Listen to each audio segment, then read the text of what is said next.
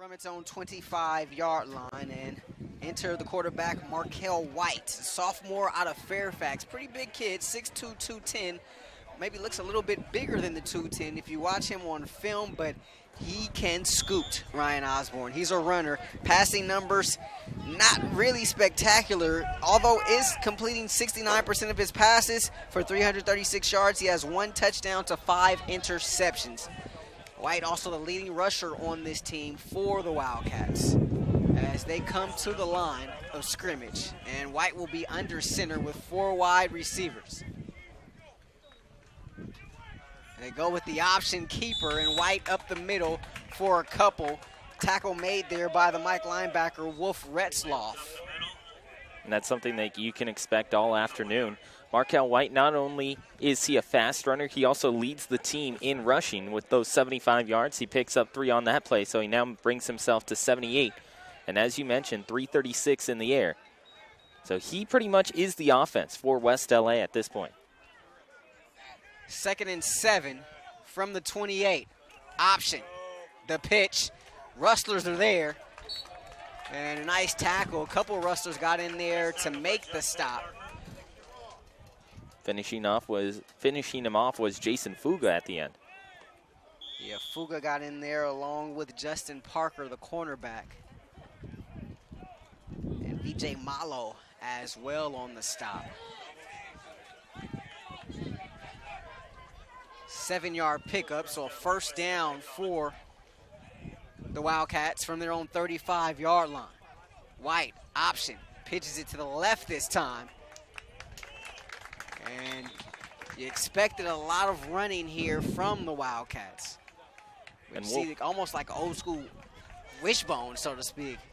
It almost has that type of feel, though it's not the same type of formation when they walk up to the line, but they're very heavily focused on the run. You look at how many guys have run it for them, and they have a total of 4 guys who are in double digits rushing. It's in Macon in motion. White going to pitch it to Macon out there, and Ford is there to make the stop as he gets maybe 1 yard. The Rustlers all on top of that, and anytime you face an option team, you have to be sound fundamentally. You got to make sure you pay attention to all of your reads, and that was a point of emphasis for the Rustlers throughout practice this week. And tackling, you got to tackle, and that was the Achilles heel for this team last week down in San Diego. 3rd down and 6. Pass is caught right here in the flat, and getting another first down is West LA, as that catch was made there by Cameron Coran. Making his very first reception of the season.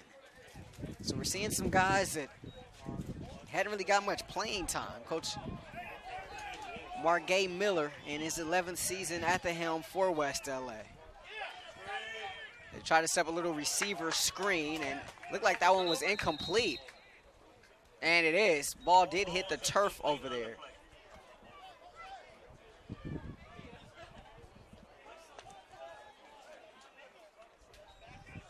Cameron Lewis, the intended wide receiver there.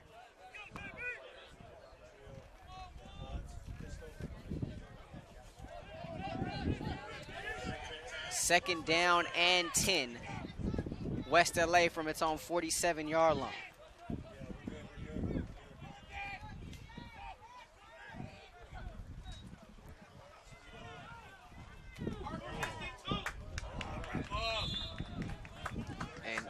Coran getting the carry there again. Stop made by David Aldapa. And Aldapa came all the way over from the left-hand side. He was trailing behind the play and still was able to get back and make the tackle. 11:15 left in this first quarter.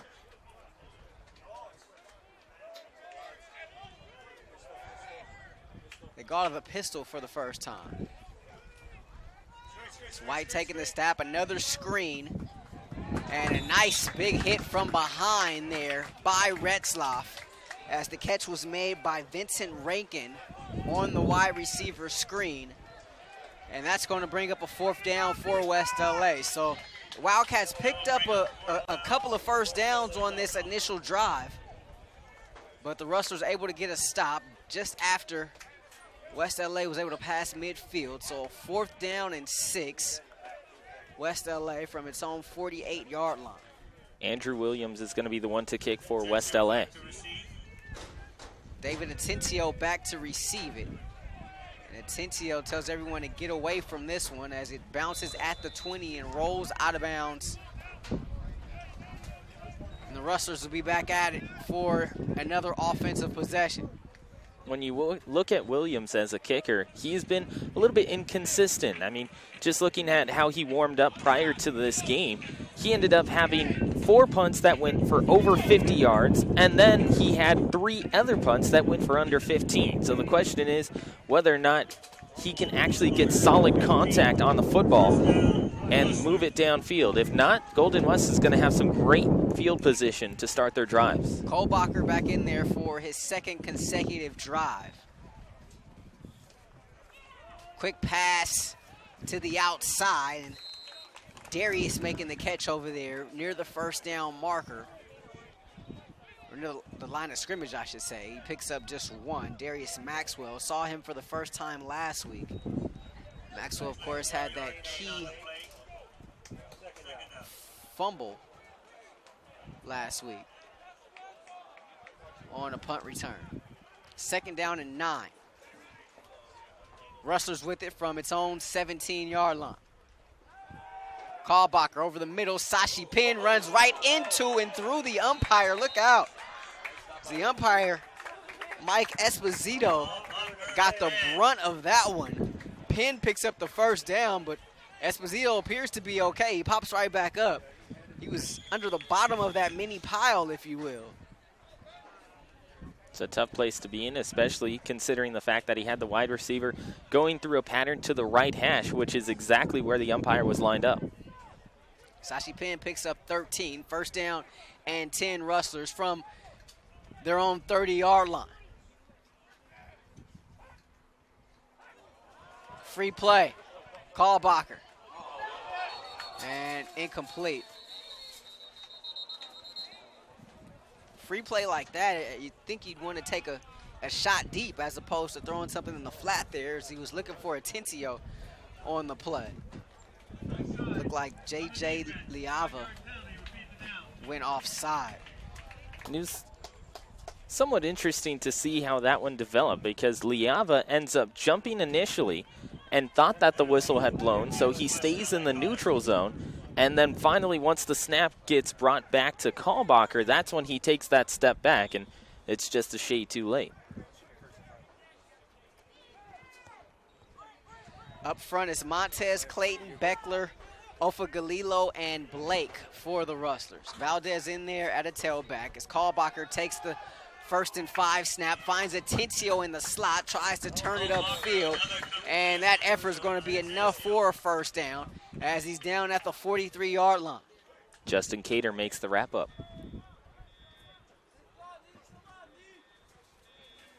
Mouton, Ratzliff, Atencio, and Penn are the wide receivers for Golden West.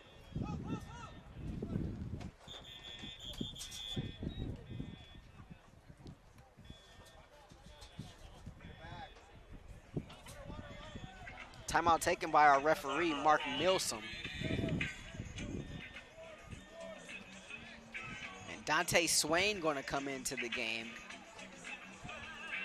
as Tavon Valdez was removed from the game. It's not a team timeout. Players are huddling in front of the West LA bench. Not a team timeout. It was an official timeout. I got to think it must have been an equipment issue with Valdez. It was indeed, as our white hat was trying to get him off the field and make an offensive substitution. They go with the pitch to Swain. Swain, a speed burst to the outside. And gets out just shy of midfield. Down at the 49-yard line of the Rustlers. And Cater was out there once again for West LA. Pickup of 6.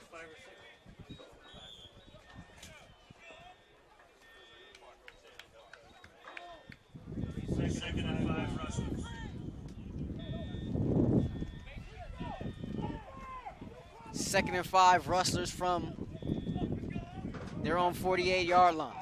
There's Atencio in motion.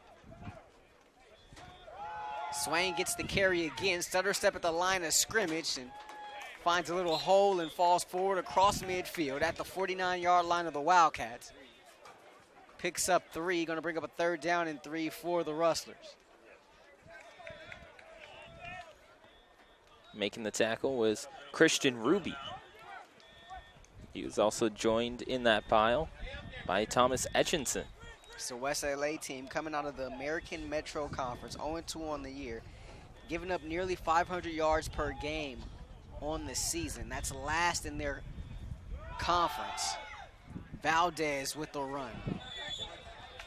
It's going to be enough for a 1st down. Darius Wright makes the tackle. And so far, I know it's early in this game, but it's the best the Rustler rushing attack has looked all season long, and you figured that could potentially be the case. This team gives up 220 yards per game on the ground, West LA. So you figured there may be an opportunity there to see Tavon and Dante get free a little bit. We saw Valdez with the 18-yard scamper for a touchdown. That's his longest run of the season, his first touchdown of the season. Kohlbacher going to put it in the air, has Mouton being held. A flag comes in. Mouton unable to get to that one. That is Jacques Wilson, who's going to be called for a pass interference right-hand side. He has his hands in the air as if to say, what did I do? Well, Jock, you're kind of holding Braylon for the better part of 20 yards. And you're starting to get this sense from Golden West that they're going to try and pound the ball as long as possible to set up for those long balls by Kohlbacher. Valdez, as you mentioned, with that 18-yard strike, and Golden West is just absolutely willing to go to the ground. And when you're giving up 220.5 yards per game rushing-wise, why not try and take advantage of it? Yeah. So the 15-yard penalty makes it 1st and 10 Rustlers from the Wildcat 33-yard line. 6:48 left in the 1st quarter. Swain around the outside. Swain breaking a tackle in the secondary and out of bounds as he gets past the sticks. And he gets pushed out at the 20. 13-yard pickup for the sophomore out of Foothill. Another 1st down for the Rustlers. You know what? This isn't the only game right now that has started off quickly, right? Or at the Key to the County game here on SportsNetUSA.net. Mark Pavlovich, Corey Nalen, 50-0. Halfway through the 2nd quarter. I mean, it's a rivalry game in name, but things been pretty one-sided as of late. And especially with Santa Ana moving down, that didn't really help the rivalry at all. 1st and 10 Rustlers from the 20. Kohlbacher going over the middle. Mouton had it and dropped it. Nice defensive play over there, however, by Wilson. Able to rake the ball away from Mouton. Brings up 2nd down. You saw just at the last second, it was the left-handed follow-through that gets it.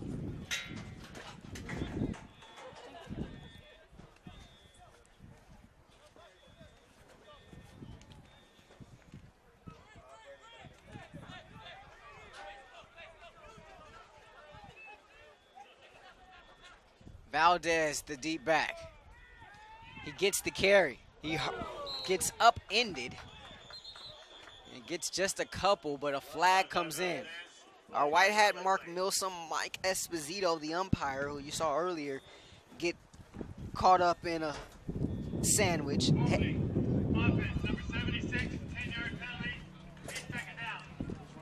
Spencer Blake going to get called for the hold. The head linesman Kent Jacobson, the line judge Brandon Bailu, the field judge Katrina Tovar, the side judge TJ Coleman, and the back judge Donovan Miles.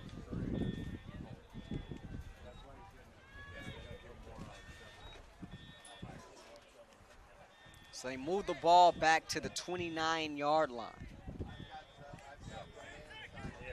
So a 2nd down and 19 from the 29. Some miscommunication by the Wildcats. Kalbacher unable really to take advantage of. He does find a man, Mouton, for a pickup of 10. Pocket collapsed on him. Thought there may have been an opportunity to go further down the field for the Rustlers, but Kalbacher had to get out of dodge. But when you notice that, Kalbacher sensing the pressure from behind. Christian Ruby was coming from the blind side of Kalbacher, but yet he's still able to realize that he had pressure and moved up to his right. And Bo Kalbacher, sophomore out of Austin, Texas. 4 wide, 1 back, 3rd down and 9. Kalbacher caught by Penn. Not going to be enough for the first down, however. The sticks are at the 10. Penn got out of bounds, it looked like at about the 11. So it's going to be a 4th and 1. Kalbacher and the offense going to stay on the field, it appears.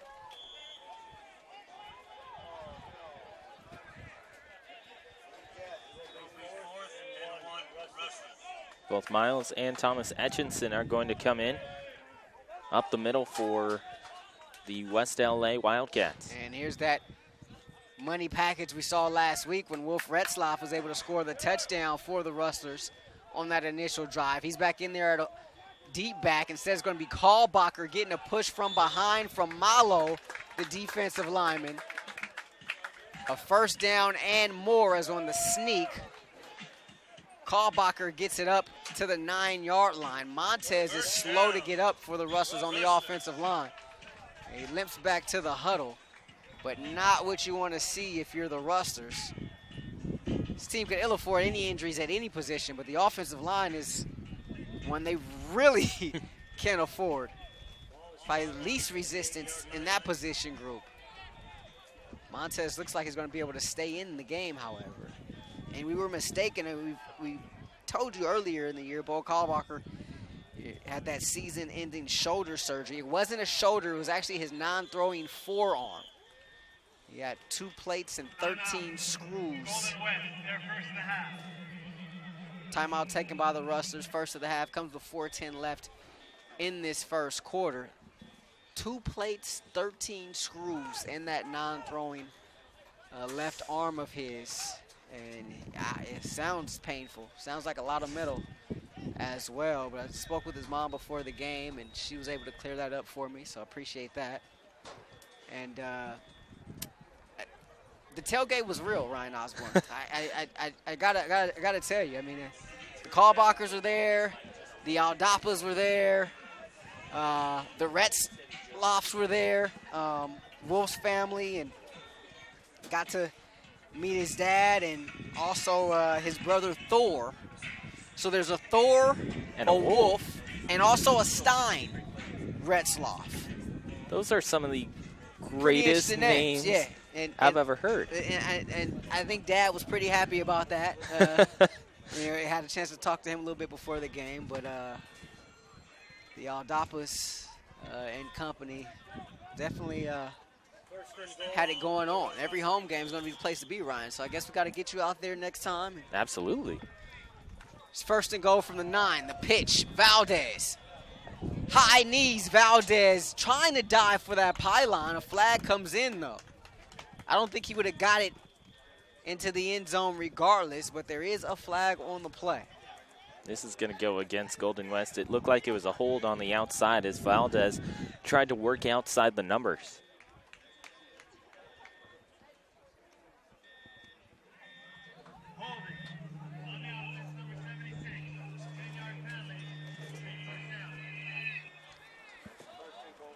So that's going to be Spencer Blake again. So a couple penalties for Blake so far on this drive. 4:02 left in the quarter. Rustlers up 7-0. It's going to be a 1st and goal now from the 20.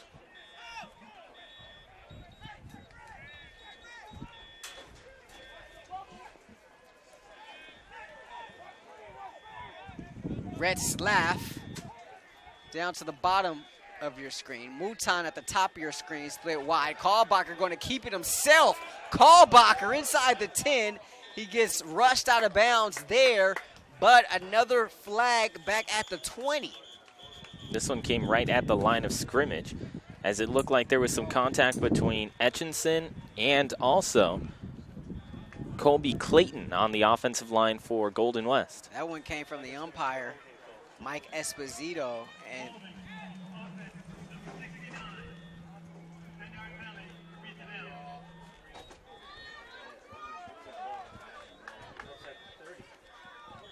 get Brett Hawk, freshman offensive lineman,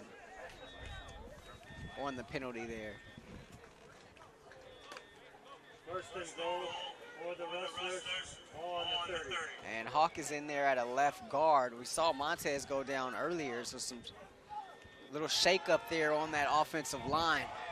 Going deep is Kalbacher looking for Penn. He gets tangled up, and another flag comes in. Another flag on the leg.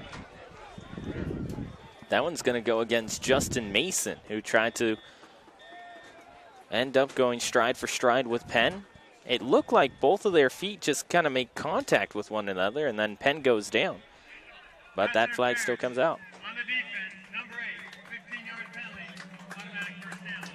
And you also have to wonder about those calls there, Rahshaun. You wonder why the college game doesn't have it a lot more on those deep balls where, hey, if I just lock up a guy, it's only 15 rather than a 40-yard play. It was almost like incidental contact there, though. So that's a tough penalty against the Wildcats. There's some shaking up on that offensive line for the Rustlers. On that last play, Jacob Beckler, the center, moved out to left tackle. Genesis Ofagalilo moved from right guard to center as Brett Hawk is in there at left guard. Montez, the left tackle, left the game with an injury.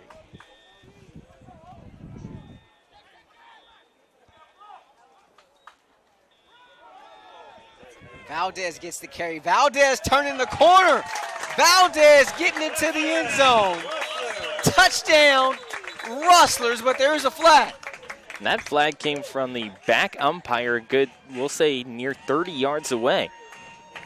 But it was thrown at the 5-yard line. And my mistake, that's Beckler still in there at center. But Clayton, Colby Clayton, moves from left guard to left tackle as Hawk goes in at left guard to replace the original left tackle, Montez. You got all that in case you're scoring at home?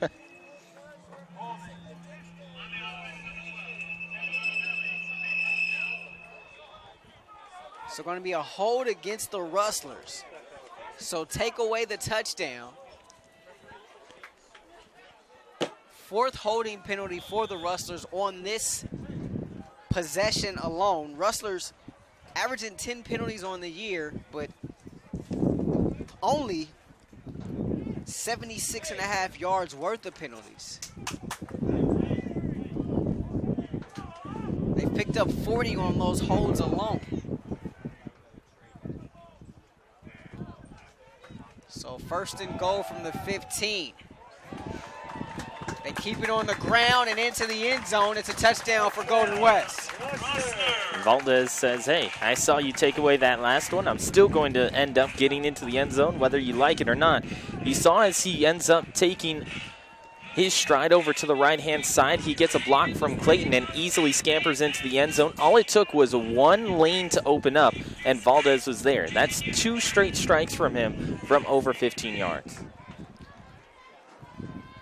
So it's 13-0 Golden West on the strength of 2 Tavon Valdez touchdown runs.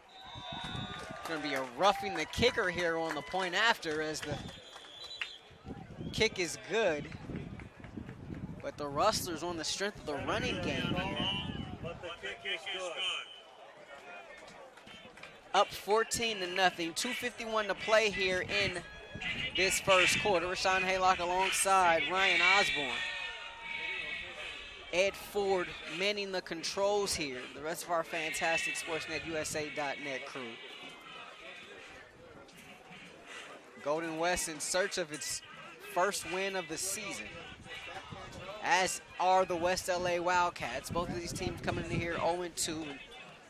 Last week was just a bad loss. There's just no way around it. Just a bad loss for the Rustlers going down to San Diego. And you're Nick Mitchell, you talked to your team this week a little bit about redemption and trying to bounce back, as it was just a weird game. On one hand, the Rustlers did some things very, very well.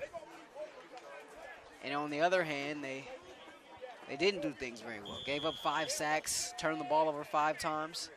But defensively, they also had 12 tackles for loss in that game, as the kick goes through the back of the end zone, and also held Mesa under 60 yards total offense in that second half.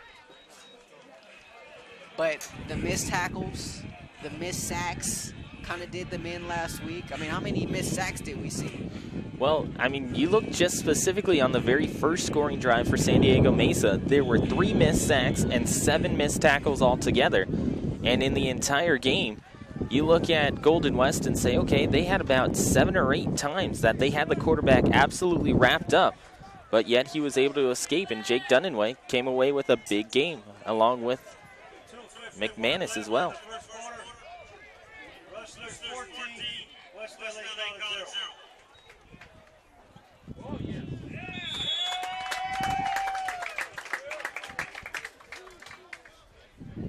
So before the drive can even get started, James Baldwin comes in there right up the gut and gets the first sack of the afternoon.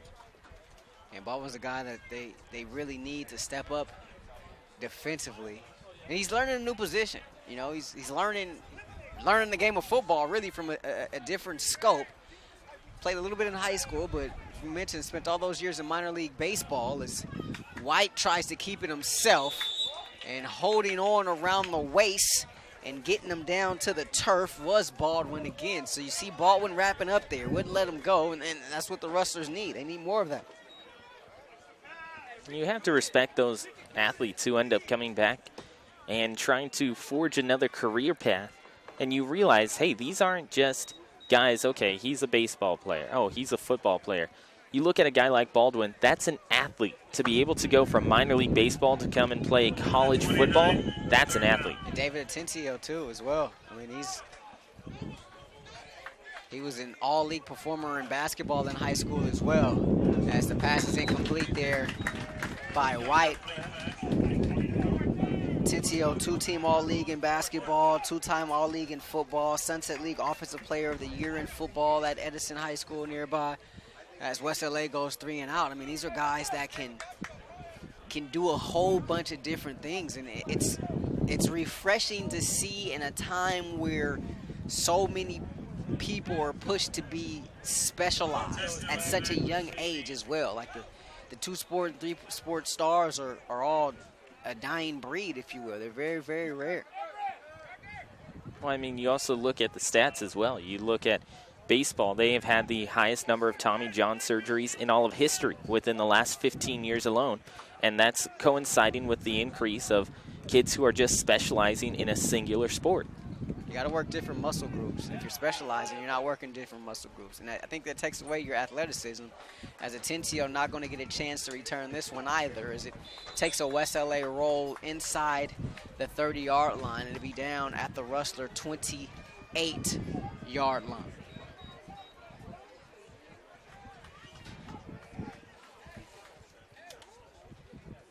And while we have a moment, let us remind you that Golden West Rustler football right here on SportsNetUSA.net is brought to you in part by Miller Toyota of Anaheim, where service and parts is open 7 days a week for your convenience. Check out the alignment, brake, and oil change specials on the web at MillerToyotaOfAnaheim.com, located at the 91 and Euclid. Miller Toyota of Anaheim supports junior college sports and education. 14-0.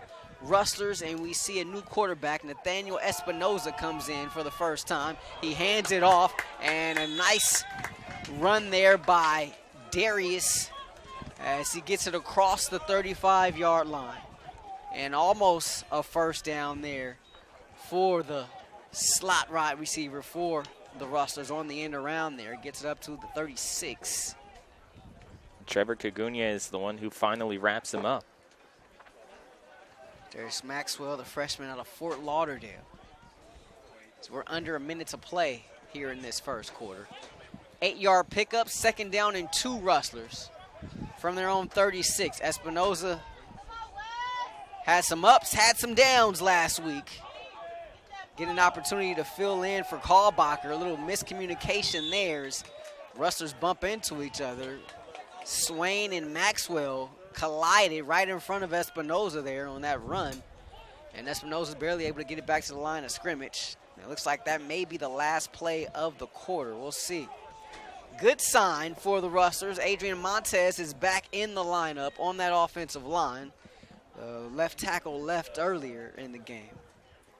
A little bit shaken up, but he's back in there now as this quarter comes to a close. So after one, Golden West 14,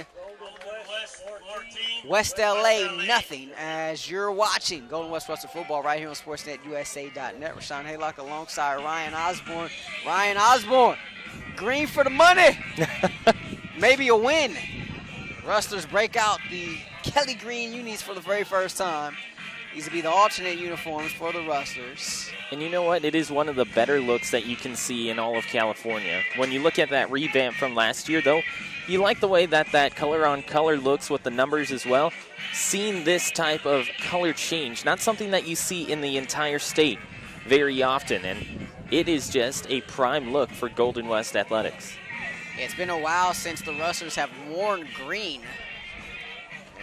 Once upon a time, they had the green helmets and more of like a hunter green tops with the gold pants.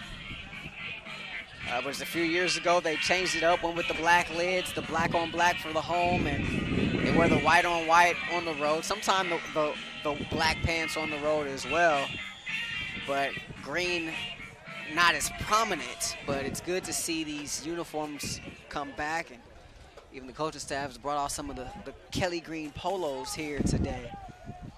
All looking good. Different look, looking really good. Scoreboard looking better. 14-0 Rustlers, first play of the second quarter. Swain getting the carry on 3rd and 2, and he may have gotten there. Let's see. They put 4 down on the box, but one of the officials is saying move the sticks, so are we moving the sticks? We are moving the sticks, so it is a first down. So Swain needed 2, he got 2 and maybe an inch.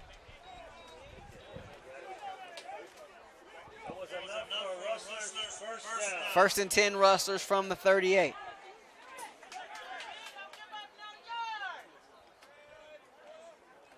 Espinoza, play fake, has that one batted right back in his face. A flag comes in, however. Zion Scott is the one who got into the pocket and swatted that one down. All 6'3", 280 of the sophomore out of Carson. That's a big boy. A couple big guys on this defensive front. Holding on the offense, number 74. 10-yard penalty. Still first down. Another hold against the Rustlers, and you got to clean this up, right? Absolutely. I mean, it's almost as if it's not one thing, it's another for the Rustlers. And you look at last week, in which they had 8 offensive penalties by halftime. If you're the Rustlers and Coach Nick Mitchell, this is where you need to tune things up before you get into conference.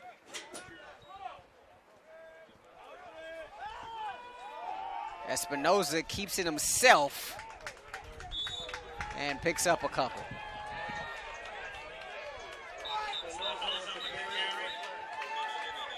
Late flag comes in from our back umpire.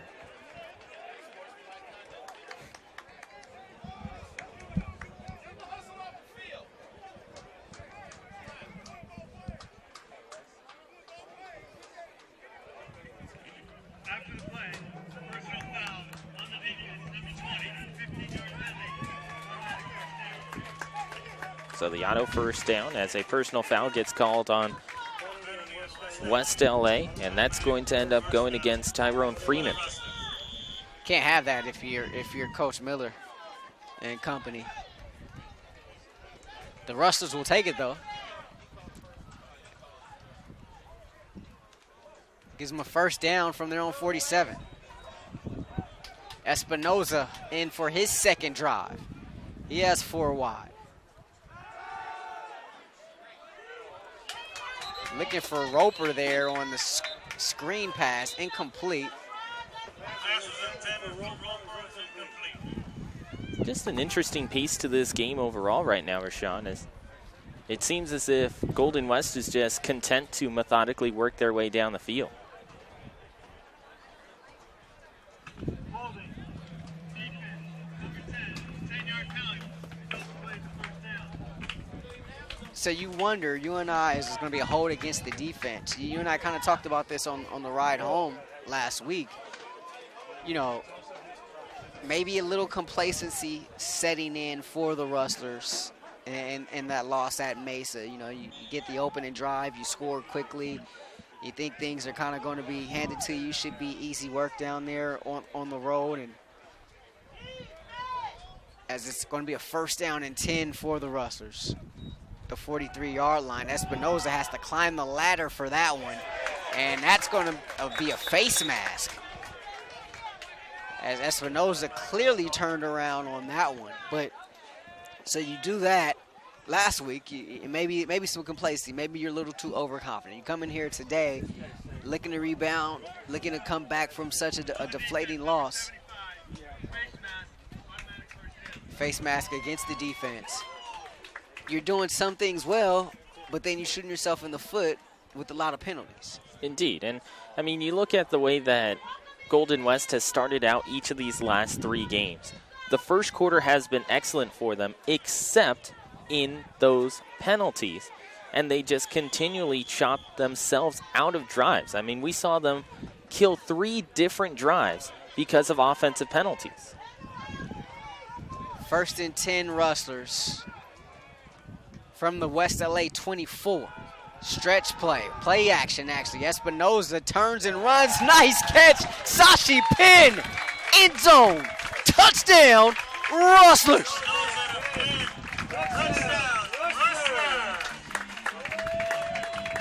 And you look back defensively, Jock Wilson thought that he had an easy pick because that one was on an absolute line, maybe at eye level that one was fired by Nathaniel Espinoza.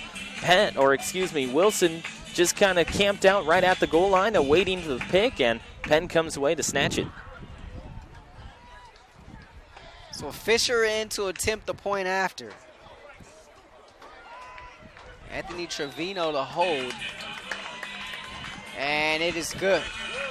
So 21-0 Rustlers. 13:28 left in the second quarter for Sashi Penn. Officially, that's his first touchdown catch of the season. I say officially because we got touchdown gate going on, and this is something we're going to be following all season long, folks. As Sashi Penn, robbed of a touchdown earlier this year in the game against Fullerton, had a fantastic catch for a touchdown right in that same end zone in which he just scored. Didn't get the credit for it. Officially, it went to Ben Ratzliff. And so Penn, on the docket of coming into today, had 0 touchdowns on the year, and this is going to be his first of the season. I was talking to some of the coaches about it last week, and they said, oh yeah, it's fixed, it should be fine, But it wasn't. They thought it would be fixed before last game. It wasn't fixed before last game, and it certainly wasn't fixed coming into here today. As Fisher kicks this off, little pooch kick to one of the upmen. And having some space. A nice cutback. And a decent return there by Andrew Williams.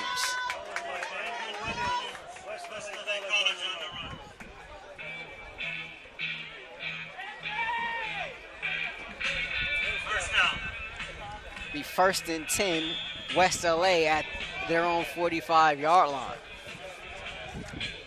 I think you come into this week realizing that this is a game that you should win, right? But I think you want to win a certain way.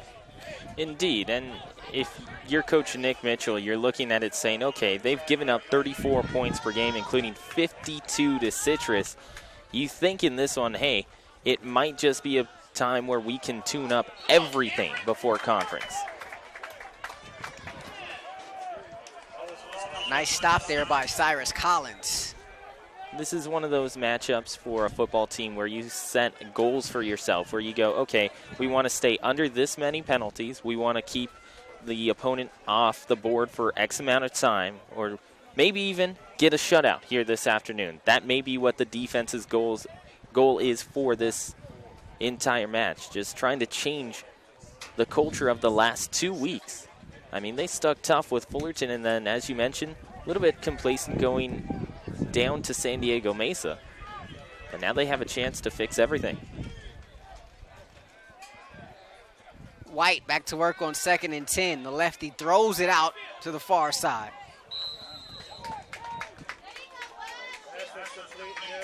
Catch made by Jordan King.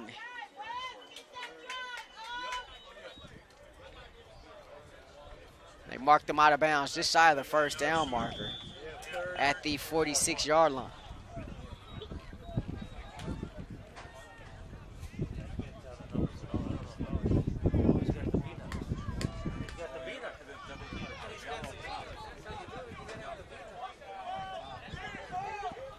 William Dorsey is the back. White under center on 3rd and short. Quick pass out to Macon.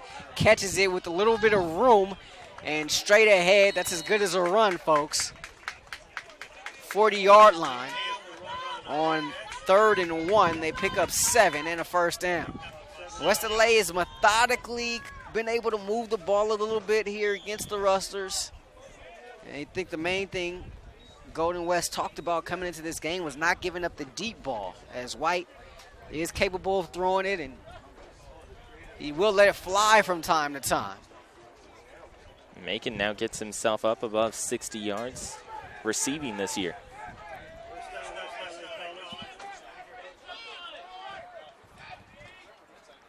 Four wide on 1st and 10 from the 40. White, this is where he's dangerous. White tucks it. White lowers his shoulder across the 35 and down at the 33. White ended up lowering his shoulder into his blocker, and that is Macon. He went right into Macon. 7-yard pickup for the lefty quarterback. He leads this team in rushing on the season, as we mentioned. 75 yards, 2 touchdowns coming into the game today. 2nd and 3 here from the 33 as he goes back under center. White looking downfield for Macon and incomplete. Looking for a little wheel route there from his wide receiver. And you look at that route altogether for Macon, as he's working his way upfield, it looked like Wilkes was trying to find Macon cutting back towards the post, but instead Macon was going into the corner. And that's where you get that miscommunication and the incomplete pass.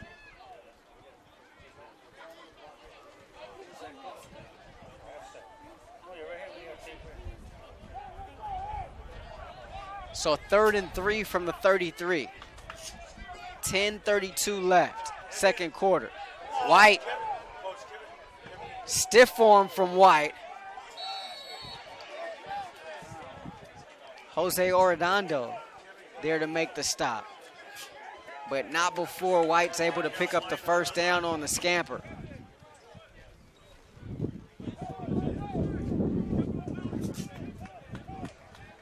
First down for West LA.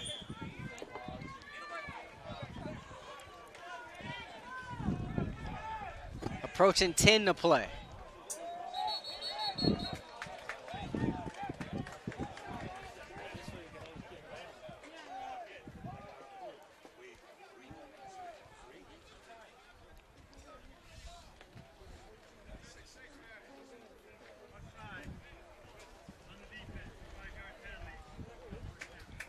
So offside on the Rustlers. Penalty number 8 for them of this first half. Coming into today, they are averaging 10 penalties a game. 8 already here in this first half. 1st and 5 West LA at the Rustler 22-yard line. White adjusting the play as we're under 10 to play here in this first half. 21-0 Rustlers. White, option.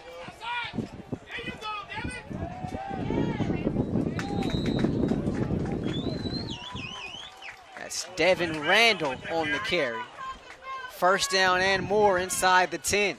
This is the deepest West LA has been in the Golden West territory so far today. It's a beautiful job there by White, making sure that VJ Malo committed before he made the pitch outside. As White goes to his right, Malo is coming off the edge to his left.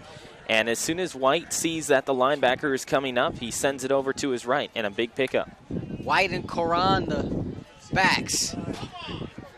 And the quarterback keeps it himself. White into the end zone. Touchdown, West LA.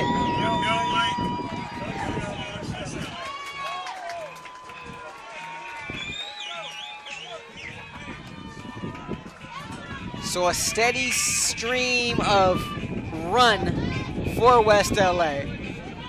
And it's Markel White with his third rushing touchdown of the season, getting West LA on the board for the first time this afternoon. The Wildcats missing a player on special teams. Dorsey runs in there late. High snap. The kick is off the post. No good.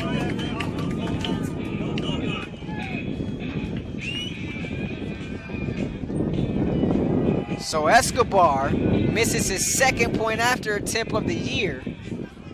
He's now 2 for 4 on the season. And the score stands at 21-6, 9:15 to play in this first half. Rahshaun Haylock alongside Ryan Osborn.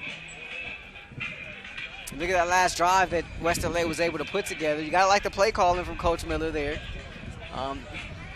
Offense is his forte. Former offensive coordinator at Pasadena City College before taking over at the helm of West LA 11 years ago. But a lot of run and kind of using his team's strengths. Well, not only that, but you look at the design of those plays, and it's truly showing the offensive skill set of Markel White. White is able to scramble if he needs to. White also has the ability to toss it off on an option. And if need be, he has the ability to throw it 15 or 10 to 15 yards downfield. So it opens up that speed and skill set for Markel White. And if you're able to tailor it for him the entire way, he can lead you to more points. The kick goes out of bounds.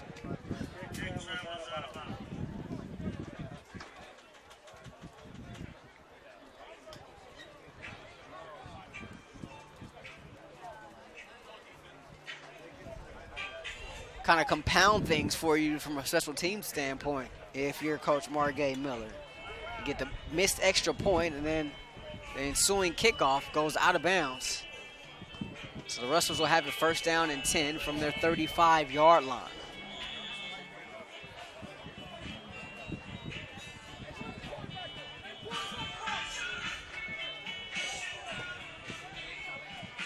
Bo Kalbacher will return for this drive. So we saw Kalbacher go 2 drives. Espinoza went 2 drives. And here's Kalbacher in for his third. First and 10 from the 35. Roper getting the carry. And Roper getting swung around and thrown down to the turf. Going to be a no gain there on the play as he was able to get back to the original line of scrimmage. J.J. Liava on the stop for West LA.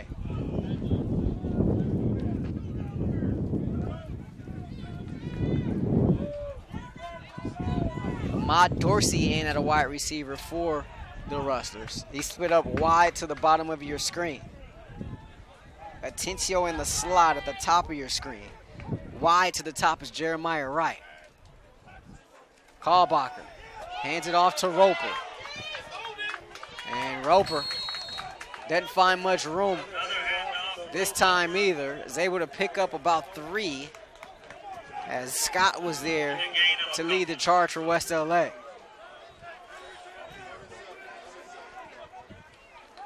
You saw Zion Scott chasing after that one. Even though he's a nose tackle for this defense for West LA, he still gets out to the outside pretty quickly and chases down Roper from behind. He can move. I mean, they're 2 big boys. Liava, 280 freshman. Scott, 280 sophomore. But they get after it. Number 44, number 99 for West LA. 5 on the play clock for Kalbacher on 3rd and 7. Pressure coming. Kalbacher sacked.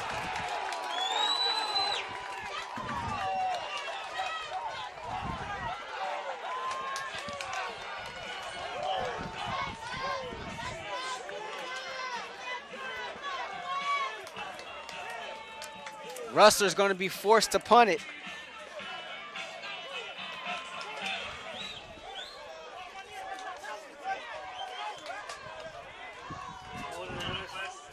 Sack was made by number 62. No number 62 on any of our rosters up here, folks. So we apologize for that.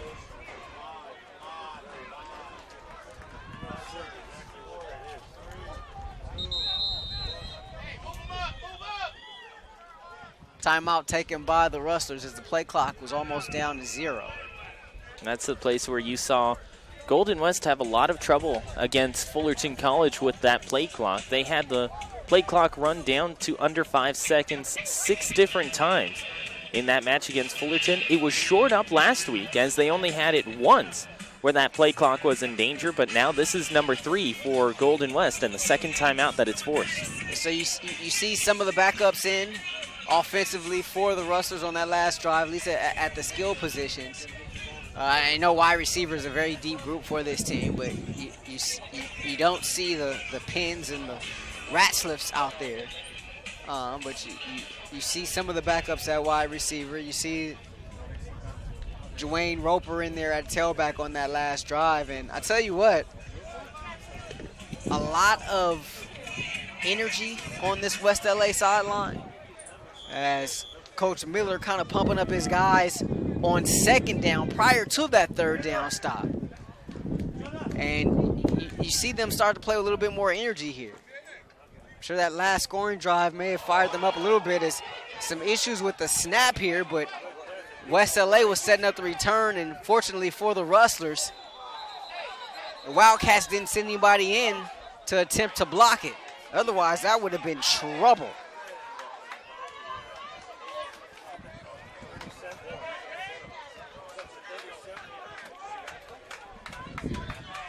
West LA not happy about a non-call going against Muhammad Khan.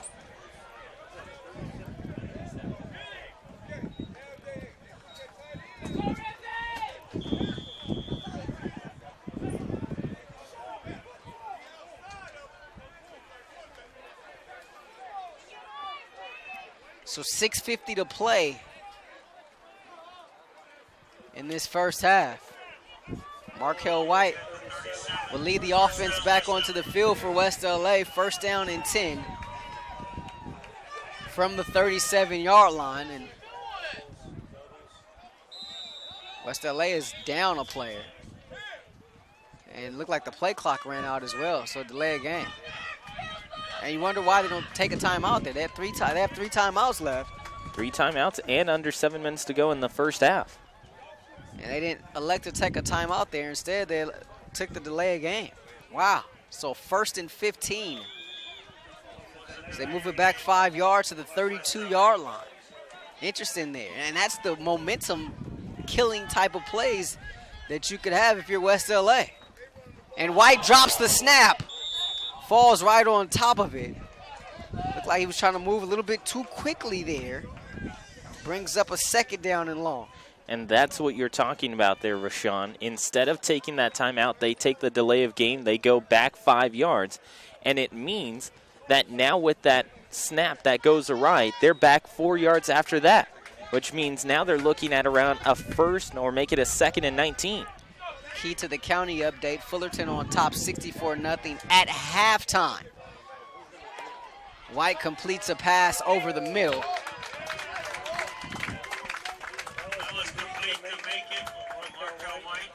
And as I was told about that key to the county game, Mark Pavlovich, the voice of Fullerton College football, doing a lot of monologuing at halftime. 64 points on the board. I'm sure there's a lot to talk about. About a lot of players. It's a lot of points. Well, in the second half, you want to talk about 3rd and 4th string guys who come in. 64 points in a half an hour? Are you kidding me? Here's the 3rd and long as White running for his life. And it just runs out of bounds. So the Rustlers come up with a big-time stop here. Force a 3 and out against the Wildcats, but the Wildcats didn't do themselves any favors by taking that delay of game on the first down play. Playing behind the sticks that entire drive. And you could tell when White was moving his way up the field, he was about to lower his shoulder into his would-be tackler. However, he realized how far away he was from the first down marker and just decided, you know what, I'm going to live for another drive. So let's see if David Atencio will get a crack at it this time. Has yet to be able to return a punt this afternoon. Might get a chance here. Atencio at the 22. Can't do much with it, though.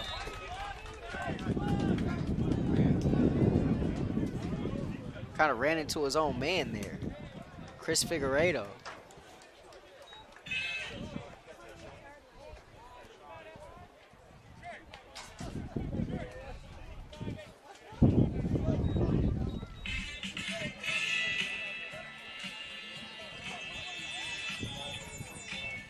So we'll see who the quarterback will be for the Rustlers. If they continue with the rotation they had, it'll be Bo Kalbacher, and it is. So in case you're just joining us, both quarterbacks have played. Each quarterback has led at least one scoring drive. Kalbacher's led 2. Espinoza led 1. Kalbacher's in there for his 4th drive of the game and hold everything. It's going to be another flag before this play begins. 9th penalty against the Rustlers, a false start. 4:59 to play in this second quarter. And Nick Mitchell cannot be happy with this. No, not at all. At all. Talking to him prior to the game, and he talked about how this team just needed to redeem itself. So many things to clean up from a week ago. Despite the score, not really the best effort shown here today, as that ball was thrown a little too low for Mouton. 2nd down and 15 coming up. That was more for Kalbacher, just trying to get the football out of the way, because he knew that the contact was coming, as it was going to be a heavy hit laid on him by Zion Scott, who was coming from Kalbacher's left. A slight limp from Kalbacher there after that last throw. 2nd and 15, Rustlers. Ball at the Golden West 23-yard line.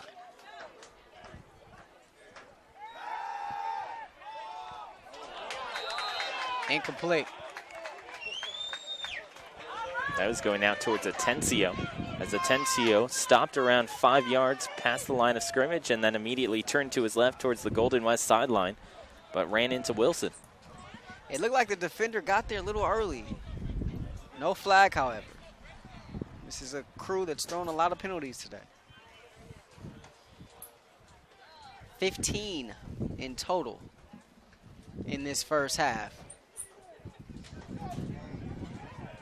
So 3rd and 15, Rustlers from the 23-yard line. Kalbacher with 5 left on the play clock. Pressure coming, heavy pressure. Kalbacher finds Mouton. What a throw.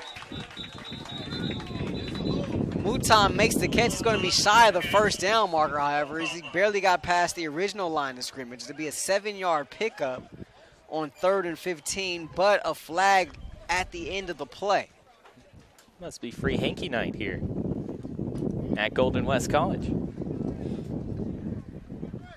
You can have mine.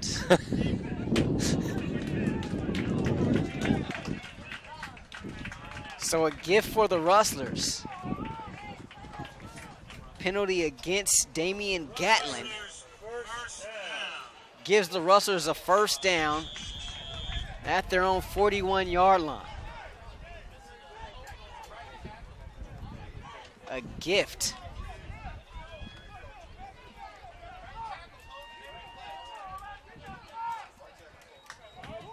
Roper still in there at tailback. Mouton, the lone receiver, at the bottom of your screen. Instead, they go to Atencio. And Atencio with a grown man stiff arm. Able to turn nothing into something there, as he's pushed out of bounds at the 45-yard line. A pickup of 4 there on what looked to be an easy loss of at least 3. 2nd down and 6 coming up. That was Stephen Ashby, who he ends up bringing to the floor, who is not a small guy on his own. 6'1", 180. That's a big boy, stiff arm.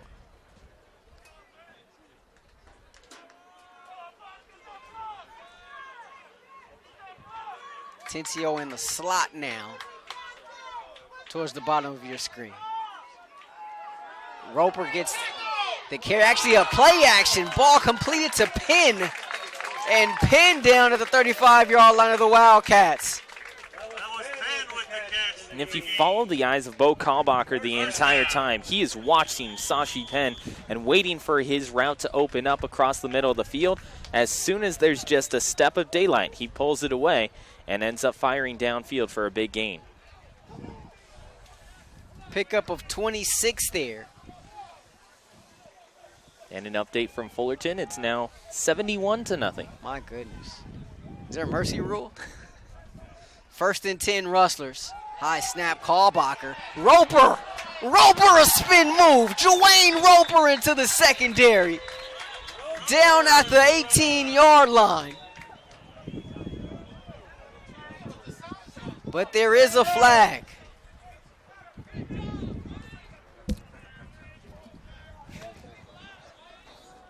Sometimes you go down before the game, you talk to the refs, holding against the Rustlers.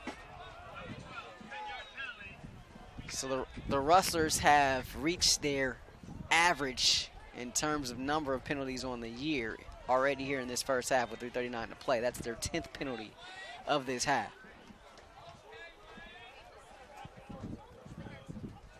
I mean, every week I go down there, kind of rib with the officials, you know. Hey, we don't need too many flags here today. And I'm not talking about against the Rustlers. I just mean, like, period.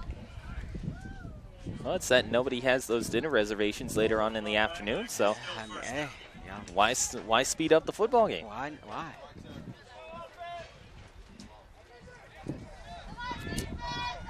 So it's a spot of foul play. So it's going to be 1st and 12. Rustlers from the 37. Kalbacher has his man again. It's Penn again across the 20. And he gets down to the 18, almost the identical spot where his last reception ended that was taken off. So a 1st down for the Rustlers.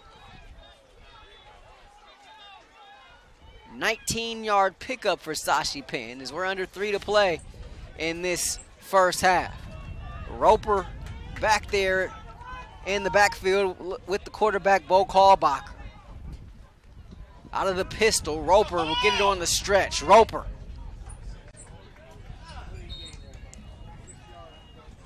He got down before the 10 and got to the 12-yard line. Make it the 13, so pick up of 6 there. 2.5 to play. 2nd and 4 coming up for Golden West. Roper looks pretty good. All the backs have looked pretty good for the most part today. And you figured you could have some success running against this team. The issue is, how do you get this going forward? And that will be a challenge for these Rustlers all season long. You look at that explosive first step from Roper. He's exploding out of the handoff from Kalbacher. Tensio goes in motion. Valdez back in there, doing a little dancing Valdez inside the 5. 8-yard pickup, 1st and goal, Golden West. Little tap dance there from the kid out of Alpharetta, Georgia.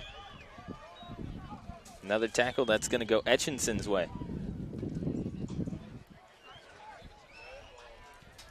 1:42 left.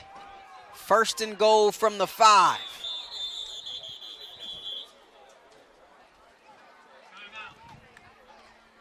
Timeout taken by West LA. Their first charge timeout of the half. Comes with 1:38 left in this first half.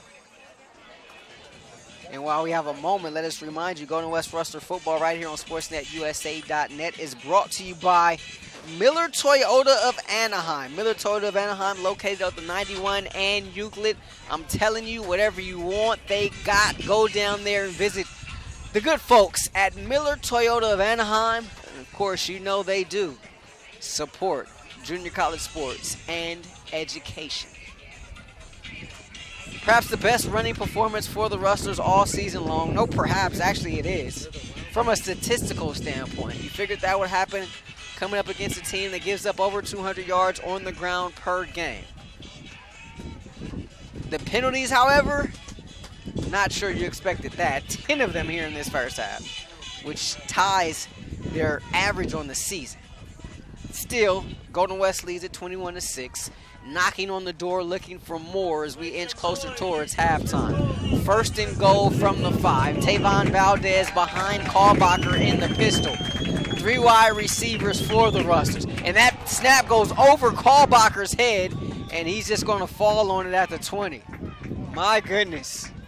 Wise play there by Kalbacher, realizing not only did he have the lead, but he also has halftime coming up. So he'd rather just eat that one and allow Golden West to reset at the 20. You get a little bit more breathing room, too, if you will, as you move a little bit further. And considering the fact that it's now second and goal, they spotted at the 19. Kalbacher figures, well, since we're out this far, maybe I might be able to throw one, huh?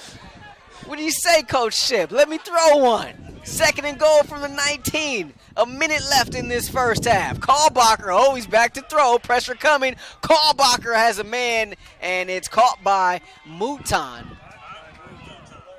Of course, in college football, as soon as you go to the ground, that's where you are down. Hate that rule. One of my least favorite rules in all of sports. And Mouton down at the 12. So that's about a 7-yard pickup there. Clock is ticking. 35 seconds and counting. Third and goal from the 13. Kalbacher throws it up. Touchdown! Rustlers! Braylon Mouton, the former West Texas A&M duo, hook up here in the Kelly Green. Green for the money. Rustlers up 27-6. Beautiful job there by Mouton. And you look at Mouton, it looked almost like in basketball where you're going up strong for a rebound. He goes up, boxes out his defender, grabs it with 2 hands, hauls it down for the touchdown. Braylon Mouton was silenced in the opener, but bounced back last week. Really, all those catches came in the second half as Fisher nets the point after attempt. He had 4 catches all in the second half last week against Mesa, and picks up his first touchdown of the season here today. Rustlers 28, West LA 6 as you're watching Golden West Rustlers football right here on SportsNetUSA.net. Rahshaun Haylock alongside Ryan Osborn. Mike Ventry on the camera. Ed Ford manning all the controls. Running this operation here in Surf City. Beautiful day in Huntington Beach. And the Rustlers with a nice advantage here. 28.6 left before halftime. Coming up at the half, we'll unveil our inaugural SportsNetUSA.net top 10 poll for SCFA football, or for community college football in the state of California, I should say. Don't want to miss that.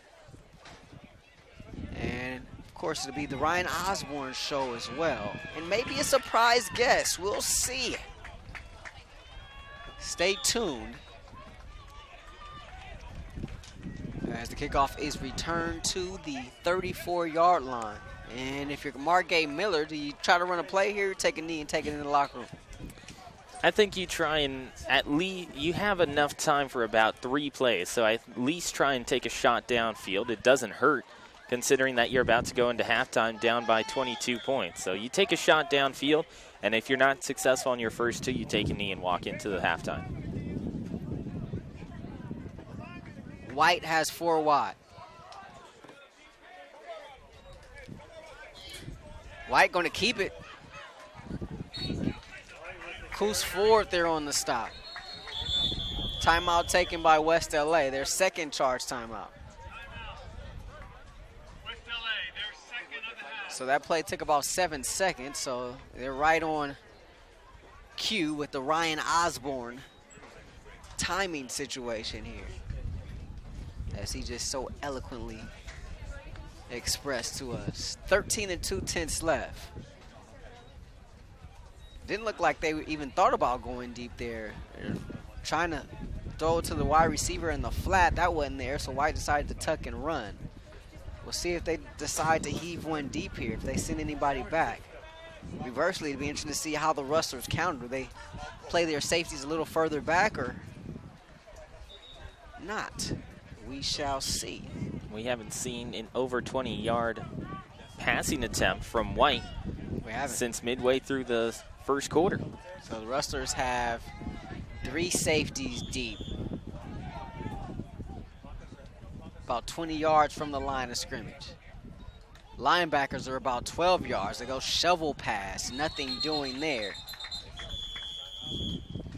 Pickup of 3, which doesn't mean much at this point. 7 9/10 left as West LA takes its final timeout.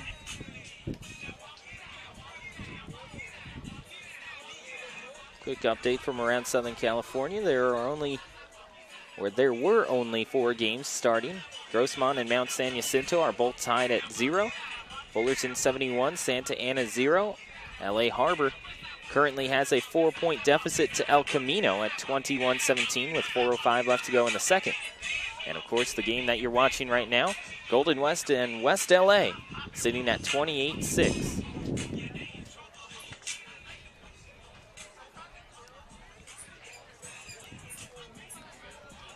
So West LA out of timeouts. 7 9/10 left in this half. 3 deep safeties for the Rustlers. It's Fuga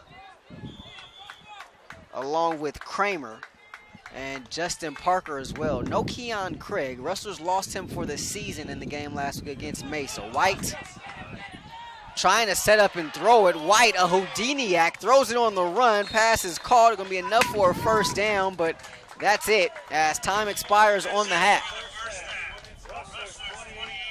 So that takes us to halftime. Golden West 28, West LA 6, as you're watching Golden West Rustler football right here on SportsNetUSA.net. Rahshaun Haylock alongside Ryan Osborn. And Ryan, kind of an interesting first half, right? You like the score, but I don't know that you necessarily like how we got to that score if you're a Rustler fan. Indeed. I mean, you've already talked about how many penalties that Golden West has put up here in this first half, but is it just me? But when you watch these two teams, the sense of urgency that was there against San Diego Mesa, it's not there on the field. It's kind of a sleepy first half, if you will, as both teams just are going up and down the field, opening up the playbook just a little bit, but you're not seeing those 50-50 balls being fought over by both sides. And it's really led to a very slow, methodical process first half. And with that, with there being so many penalties, kind of tough for either team to get in a rhythm offensively. I would think that's kind of led to that. But these aren't two teams that go tempo. The Rustlers they've shown that they're going to huddle this season. And for West LA's part, they go no huddle, but it's not necessarily a hurry up. Still, you got to think those penalties may have affected the not necessarily the timing, but just the rhythm, so to speak. Kind of tough to find a rhythm when there's a flag after every play. Indeed, and going to your point about Golden West huddling after every play, we saw last week in which they were down by a score with just over 7 minutes left to go in the fourth quarter. They didn't start hurrying up. They just kept going into that huddle and still tried to work their way downfield. If you have those penalties chopping that up, normally you're processing in your head, okay, I'm going to go talk to my coaches, walk over to the huddle, we walk up to the line. But if you have those penalties, you're sitting over next to the coaches, you're getting water, you're talking to maybe a wide receiver or a teammate, and you have a little bit extra time, and it takes you out of the play mentally. Halftime here at Rustler Field. Golden West on top 28-6 over West LA. We'll step aside, coming up on the other side of the break. Ryan Osborn will get you all caught up on all things California Community College football. And also, he'll unveil our very first, our inaugural 2018 SportsNetUSA.net top 10 poll in California Community College football. More to come here from Rustler Field. We'll step aside as you're watching Golden West football right here on SportsNetUSA.net.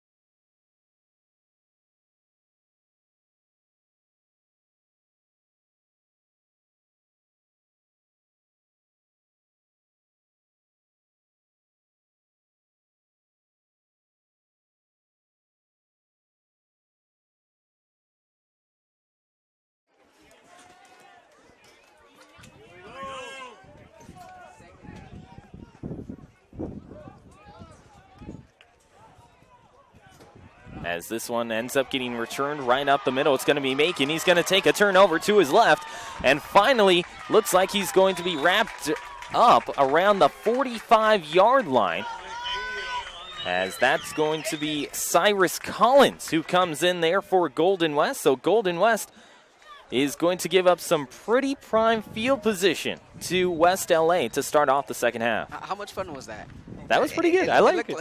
It was fun. A ball over here. I was off to the other side talking to Wes McCurtis, my guy up here in the press box, and so I was able to hear a little bit, but over the music and in our conversation, we had a pretty good convo. Talked about some after-work activities, if you will. 1st and 10 West LA from midfield. And they go out to the flat one more time, and that's the wide receiver, Jordan King, to the 45. Somebody's helmet popped off. It seemed like you guys were having a ball, though. And the unveiling of the very first SportsNetUSA.net Top 10 poll. Look, we got a lot of guys that are very knowledgeable about community college football here in the state of California, and, you know, put a lot of work into that. And so that was pretty cool to hear you guys rap about that and to give your opinions, because we're passionate about football here on sports.usa.net, especially community college football. Only 5 seconds left on the play clock for White. Just got to hurry. Quick pass to the outside once again, and that time nothing doing.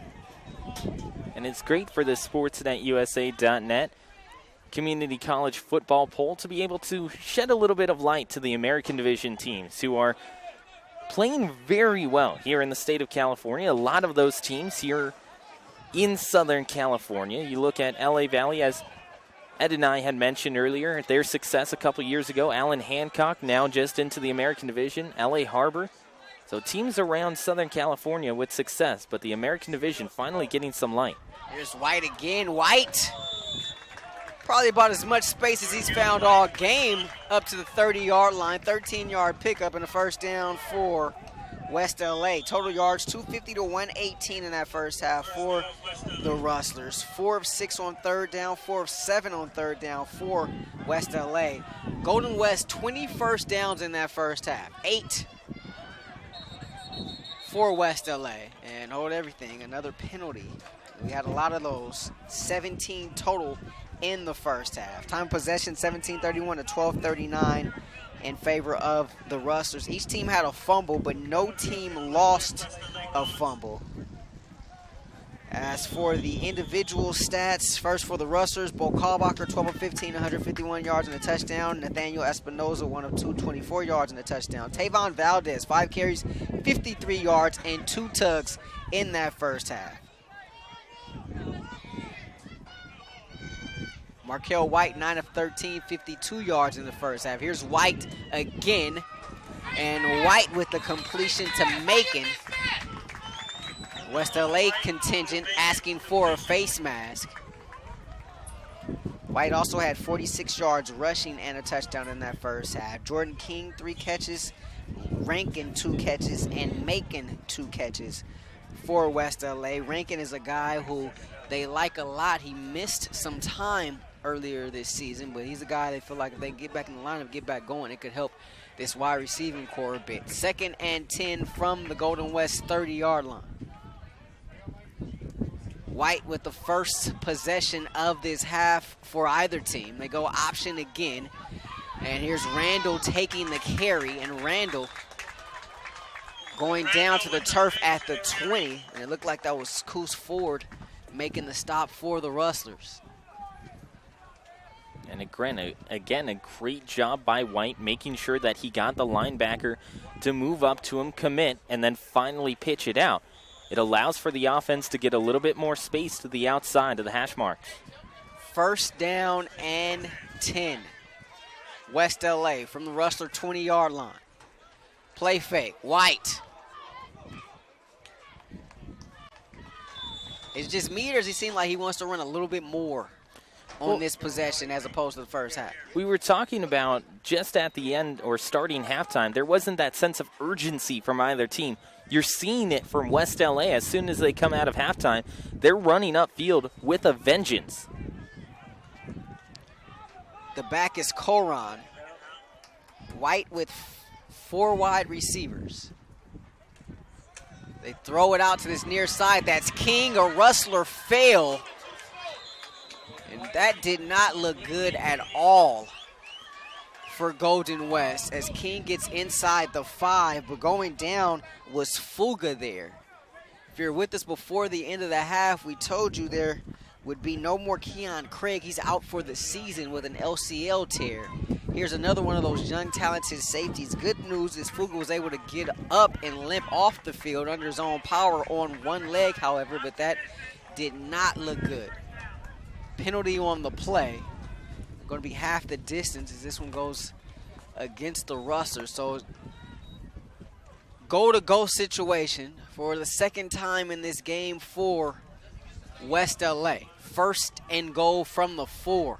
Man, you hate to see Fuga go down with that injury. You can only hope everything's okay as he went right to the trainer's table.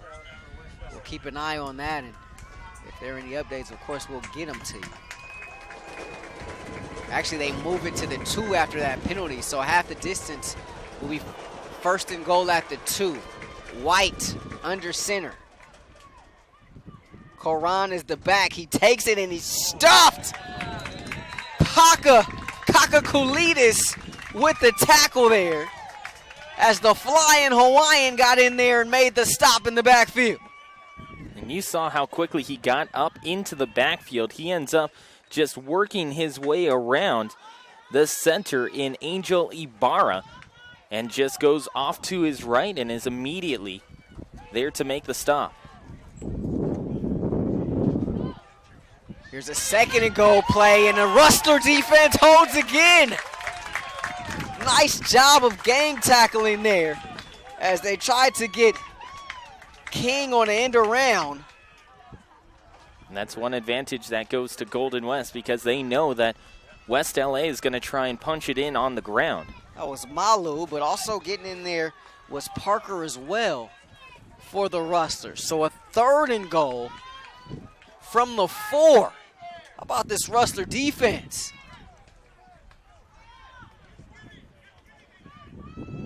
Koran stays in there as the back. White sprinting, throwing, incomplete.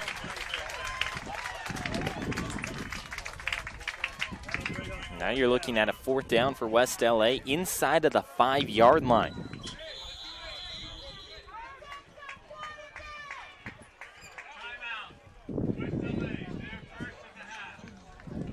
We both kind of look at each other. Interesting timeout there. Obviously, this is a big play.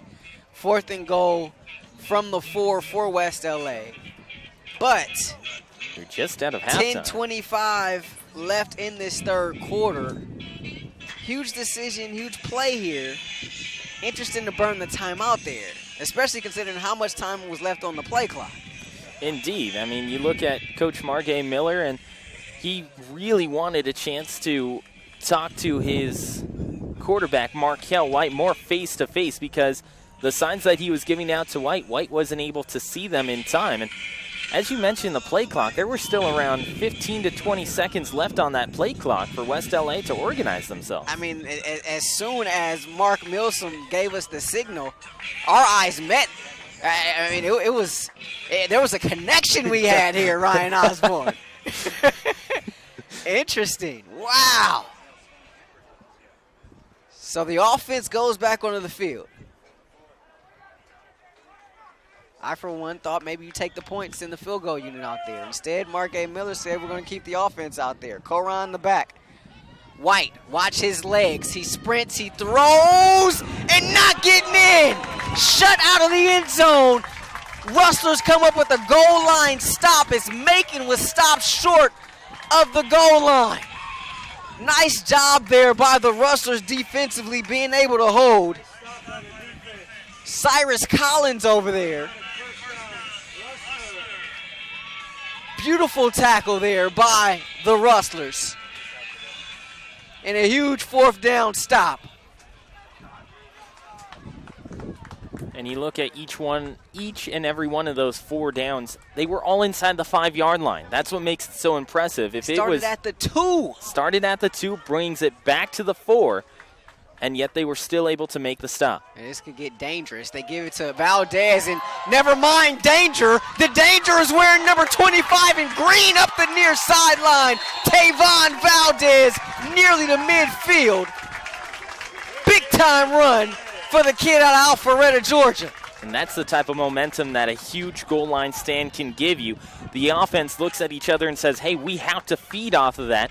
Okay, Valdez goes off of the left guard, and he ends up finding an absolute hole as everyone is sucked over towards the left-hand side of the defense, and Valdez was easily able to work his way over to the left-hand sideline if you're looking at it from Golden West perspective. 45 yards on that first down carry from Tavon Valdez. 1st and 10 Rustlers from their own 47-yard line. Maxwell will take it on the end around. Maxwell looking for the corner, finds that edge across midfield and close to a first down marker. As the Rustlers see a flag come in for the first time on this drive. How about that run from Tavon Valdez? You figure you're out of the gun, you're in your own end zone. It could be a dangerous situation there. You just want some breathing room, and Valdez said, I'll give you some breathing room and more. And you know what? At the end of that run, what made it extra special as well is the fact that he gained an additional 8 yards because he spun back to the middle to get around a defender in Stephen Ashby. So they wave the flag. The run from Maxwell is 8-yard pickup to the 45. So a 2nd down and 2. Rustlers got to hurry. 4 on the play clock. Kalbacher, high snap, has to play catch with himself. Looking up the sideline. Mouton, another jump ball. Braylon Mouton down at the 10. And you look at Mouton on that catch. As he gets set, he makes sure he plants both feet, goes up for that football, and just jumps right over top of Jacques Wilson. The 2 Texans connect. 1st and goal Rustlers from the 10.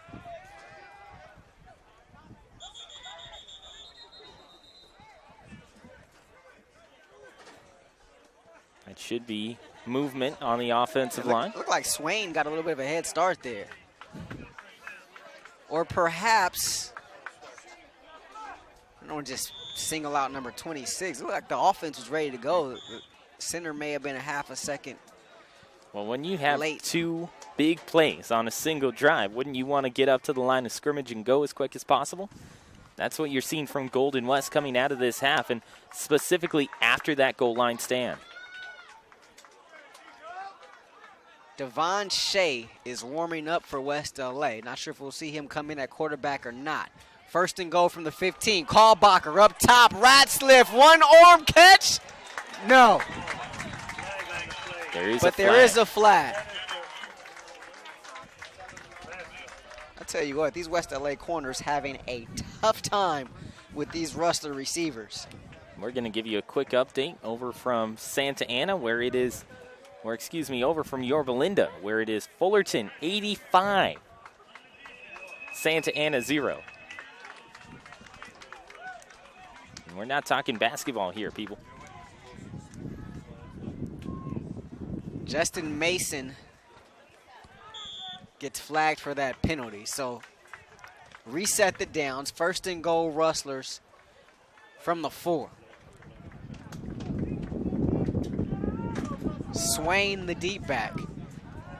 And he steals the snap from Kalbacher. Swain, a nice move, a hurdle, end zone, touchdown, Rustlers.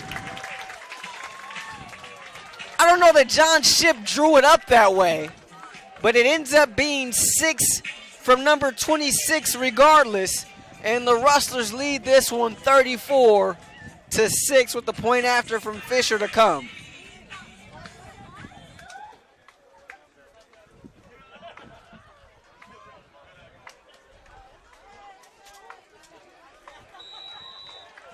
Kick by Fisher is good.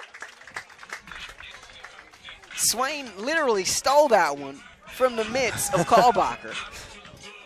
And then the move he made when he turned the corner, almost as if he was running the option and faked the pitch, he gave just a little bit of an arm, a little bit of a chicken wing to the defender, and was able to create a little bit more of a lane for himself and got upended into the end zone. Wacky play, but it ends up being a touchdown for the Rustlers as they lead this one 35-6. Largest lead of the game for Golden West. 8:10 left in this third quarter. But Rahshaun, you look at that play and you say, okay, that's the type of play that if you're in a big-time lead like you have right now, 35-6, it's wacky, but it worked. If you're down in the match and you see that type of play happen, you look at it and say, hey, what's going on? Both of these two sides, they're not able to communicate well enough to kind of get an offensive play off.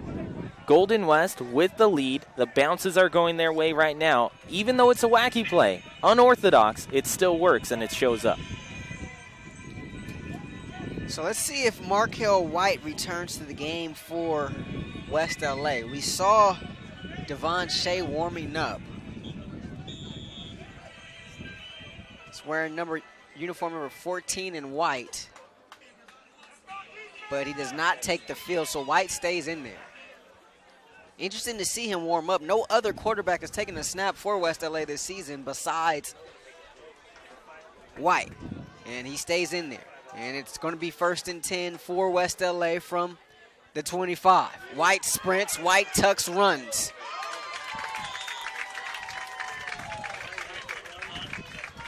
Down at the 33. Nice 8-yard pickup there on 1st down. Tackle made there by Brandon Moradian. A little quicker tempo here from West LA. White under center, 3-step drop, looking for the fade, and incomplete. And they throw the foul, a flag there, but I'm not sure if that was even catchable. Carlos Crawford on the coverage there. And he was lined up against Andrew Williams. I'm not sure that was a catchable ball. You mentioned that rule. What it is that normally in that situation it's pass interference if the ball is within reach. However, this one goes about 10 feet out of bounds and wasn't near being able to be caught. That's an uncatchable ball, and thus there is no pass interference because the pass couldn't be caught. The penalty stands, however. And it was called a pass interference. One thing if there were a hold, would normally pass interference, if the ball's uncatchable, normally they revoke the penalty. Instead, it's 1st down and 10 for West LA, and they go to the ground for the very first play across midfield.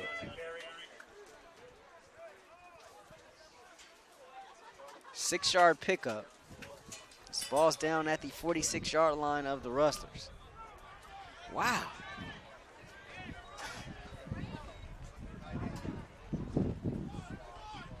Very interesting there. White. Jump ball and off the fingertips of Williams. Crawford never saw the ball there. He was coming up to lay the big hit. Off the tip drill, he may have been able to take that one to the house, but he was not in the area. Got to keep our eye on number 3 in green. Still no sight of Jason Fuga, who went out of the game with an injury on the last defensive possession for the Rustlers. 3rd and 4. And White throws that one to the turf. 4th down, West LA. That'll bring us to 4th down for West LA. And here comes the punting unit, and a very frustrated Markel White will lead the offense off of the field. Goes right over to head coach Margay Miller, and Margay with a pat on the chest and on the shoulders, trying to get the young man to keep his head up. Definitely frustrated after that last throw.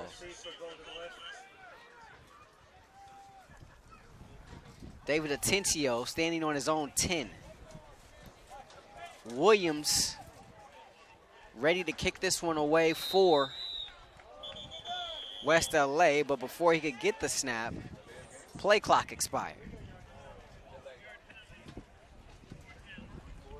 Delay a game.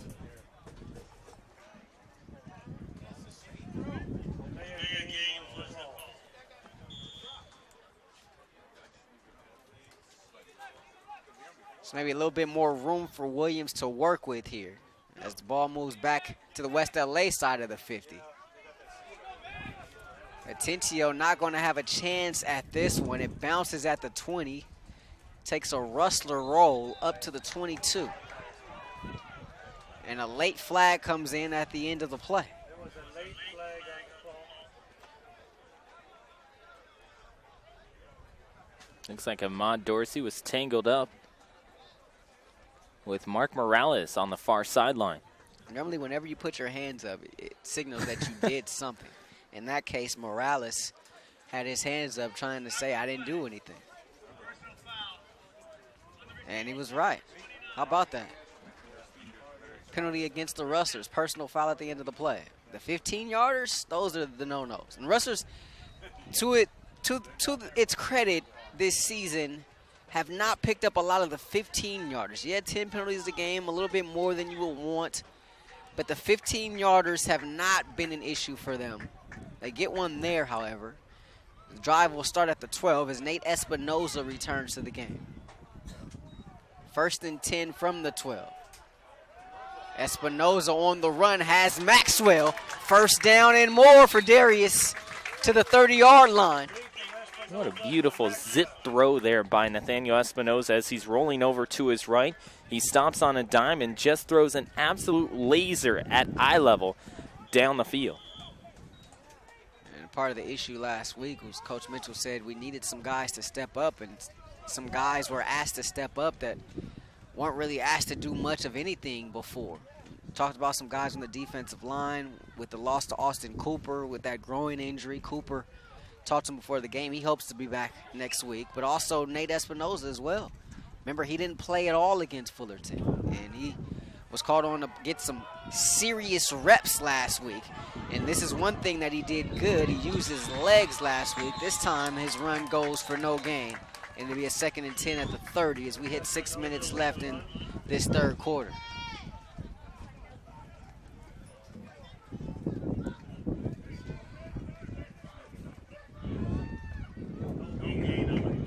That makes it tough. It's already a young team. But you get the sense Coach Mitchell likes this team if it could overcome its youthful tendencies at times, if you will. Namely last week. And you're seeing it some here today as Atencio goes in motion. And a false start against the Rustlers. And that should be on Atencio as he just took maybe a little stutter step extra right before the snap gets going.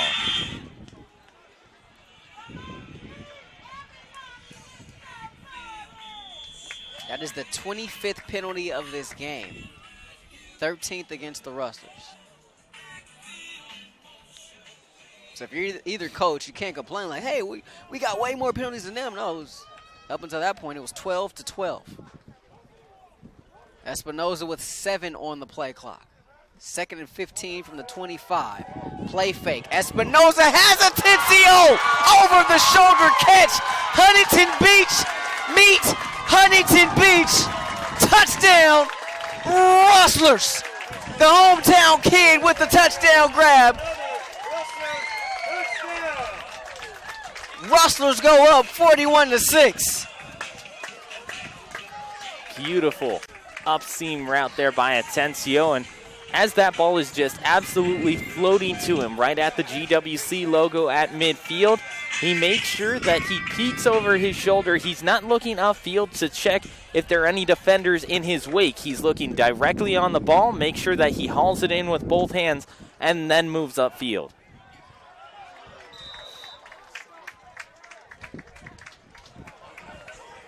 No good.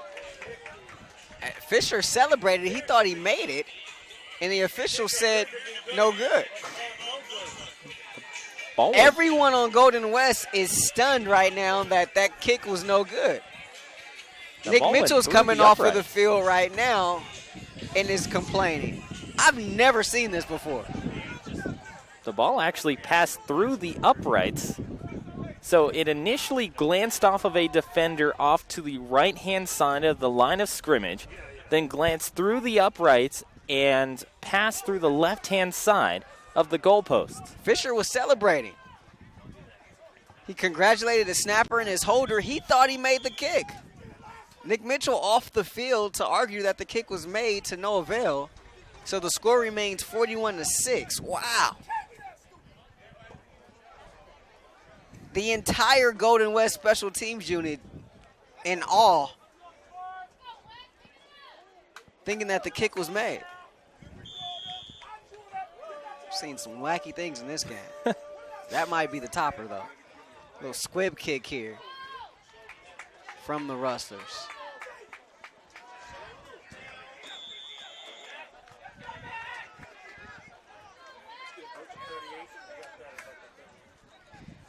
Special teams tackle made by Chris Figueredo. It's William Dorsey, the up man, on the return for West LA. The Rustlers all thought they made the kick. Wow. I made a mention earlier about how the West LA DBs are having a hard time with these Rustler wide receivers. And look, this is no knock on them. Fullerton, their DBs had some issues with these Golden West wide receivers. They did this indeed. Is a very talented wide receiver core for the Rustlers. Maybe one of the best Nick Mitchell's ever had since he's been here. Backward shovel pass and incomplete. And you see Mark A. Miller getting creative with the play calling. That is a shovel pass. So technically it's a forward pass. So if it hits the ground, it's incomplete. Not a fumble there. So there was no recovery to be made there by the Rustlers. I tell you, I'm seeing more and more Rams fans here. Seems like every week there's more and more Rams fans.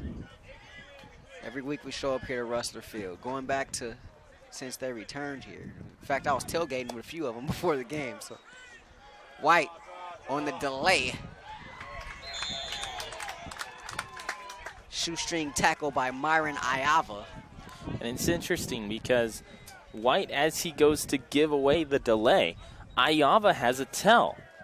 Iava ends up stutter stepping his feet right before he ends up taking that handoff and moving up the field. Earlier in the day, when he wasn't going to receive the ball, it ended up being White taking it himself. Iava did not shuffle his feet. So this time he readies himself for the carry long before he gets the handoff. 3rd and 9, West LA from the 40. White fleshed out. White going to have to run this one and not going to get to the sticks. Going to be about 2 yards shy. Marker was at the 49. He's scooted out of bounds at the 47. So brings up a 4th down, and the punting unit will return to the field for West LA. This is a team from an athletic standpoint. They have some things definitely to build on going forward. I think some of the things to address perhaps as they get closer to their conference play, them being West LA, is what do you do with Markel White? Is he a thrower or is he a passer? And this one nearly blocked. And that one may have been deflected. Shooting straight through the gap there was Max Perez. No return on the play for the Rustlers.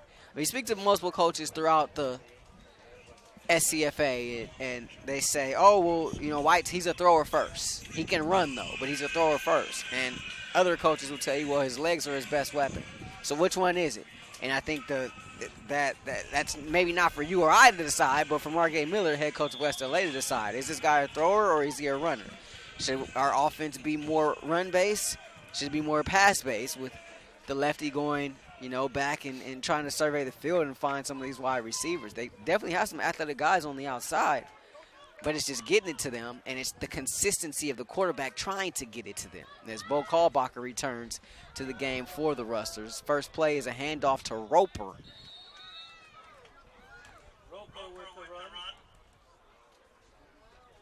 As we approach 3 to play here. So Roper picked up a couple, brings up a 2nd down and 7. The ball's marked at the 32-yard line. And I think that's, if West LA can figure that out, I think it would do wonders for their offense. I think Margay Miller is pretty good offensive mind. He's called some pretty good plays. It's a matter of execution, right? So you got to figure out your identity and what type of team you want to be. As Kalbacher rolls out, finds Sylvester, and there's the big tight end up the sideline. Across midfield, Rob Sylvester. Out of bounds at the 46-yard line of West LA. And I think you talk about that identity, Rahshaun, and we've seen them all afternoon heavily rely on that rushing game and the option as well. However, both times that White has tried to throw it downfield 20 yards, he's had an excellent toss, perfect spirals. It's just been miscommunication between him and his wide receiving core. 1st and 10 Rustlers at the 46-yard line. Roper.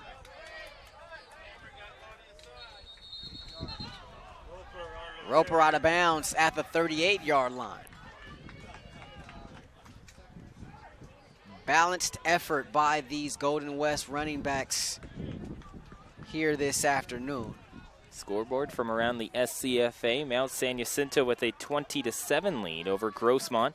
That's an American Division team with a lead over a National Division team. El Camino starting to pull away just a little bit from LA Harbor at 35-17. And Allen Hancock is up 7-6 at the end of 1 over Ventura.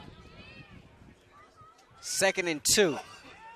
Play fake, Kalbacher, and that's a nice play at the line of scrimmage to bat that one down. That's that infamous number 62 again, and we don't have a number. Did we get a number for him? We did indeed, Cameron McNeil. Cameron McNeil.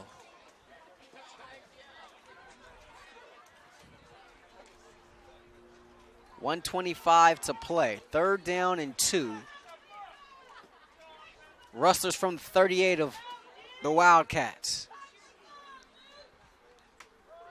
And Roper will take the 3rd down carry and pick up another 1st down for the Rustlers. Needed 2, picked up 3 to the 35, and a fresh set of downs. And there's an injured Wildcat down on the field.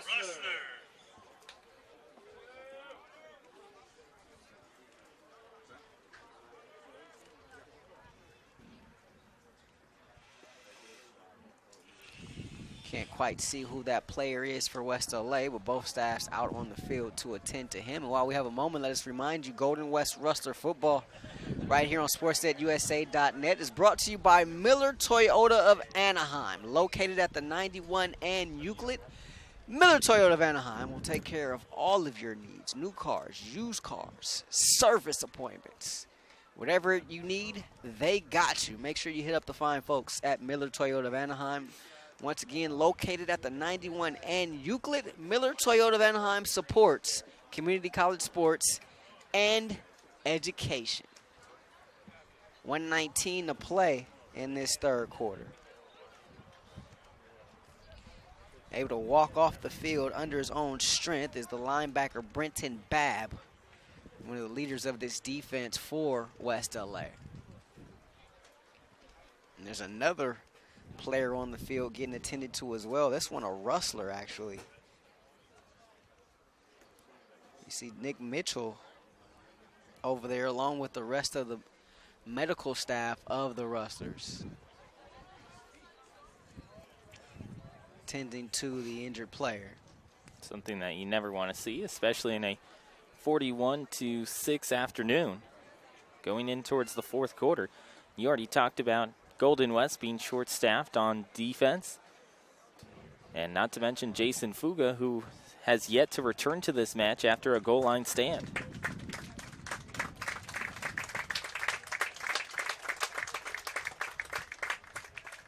getting help to his feet is the left guard, Kobe Clayton. And Clayton needs some help getting off the field. So that's not a sign you'd like to see.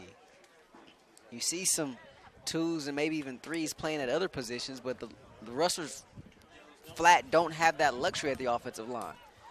They got to play their 1s the entire game because all they have is 1s. Well, and Kobe Clayton is a guy you hate to see. We talked about it earlier when Adrian Montez went down. The lack of depth in that position group. luckily for Golden West, Montez has been on the offensive line throughout the remainder of the game ever since going down early in the second quarter. He's come back. And Brent Hawk in to replace Clayton. Meanwhile, Kalbacher going to work. Touchdown! Right in the bread basket. Fantastic catch there by Jonathan Earl. Touchdown, Rustlers. And you saw him absolutely push away Bruce Lewis-Wolf at the end there to just gain just a step of separation. But the beautiful throw by Bo Kalbacher, you mentioned it best there, Rahshaun. In the breadbasket, all he had to do was put up his arms and just receive the throw, and it's in for 6. And kudos for Earl. He didn't put his arms up to the last absolute second. The DB was right there and didn't want to give it away. As Fisher attempts this point after. This one's a no doubt. There'll be no debate about this one as it splits the uprights. 48-6 our score, 53 6/10. But Earl didn't want to give away when the ball was there in case the defender was able to get his hands up. The absolute last second, he put his arms up, and it was right there. Beautiful ball thrown by Kalbacher, as he looks more like the Bo Kalbacher we know today as opposed to last week. Although limited action, he did get knocked out of the game with that concussion, but even prior to that, he was just 2 of 10 throwing, 16 yards, had an interception, and we talked about it earlier on in the broadcast down there at Mesa last week. He just looks a little off. And little did we know, the passing game in general was off. The Rustlers were just 2 of 17 throwing the ball in the first half last week against Mesa. Nick Mitchell, after the game, saying we couldn't even play catch in that first half. A flag comes in on the return. And I think of all the flags that we've seen here this afternoon, that was one of the easier ones to be able to throw from our side umpire. That is correct. Well, we have a moment. We want to say hello to Mrs. Mitch up in the Bay. Was up near your neck of the woods, up in Sacramento this week, dealing with some family stuff. But I know you're much further south than Sacto. We have a final for Fullerton College and Santa Ana. 85-0 is the final score there. That's the second shutout for Fullerton College over an opponent in the last 2 years. Last time it was Moore Park, 61-0. Thanks again to Mrs. Mitch for your continued support of us here at SportsNetUSA.net. As for that 85-0 score, I don't mean to toot my own horn, but your boy in NCAA football used to get down like that. Used to. Of course, there's no such thing as NCAA football anymore on the old PlayStation. As we do have a new quarterback, and the new quarterback is Devon Shea. So maybe we've seen the last of Markel White today. Shea with the handoff on his very first snap from scrimmage, and there's less time on the game clock than the play clock, but West LA looks like they're going to try to get another one off before time expires here on the 3rd. Shea, a little quick pass to the outside, but they're going to lose yards there. And that's going to take us to the end of the quarter.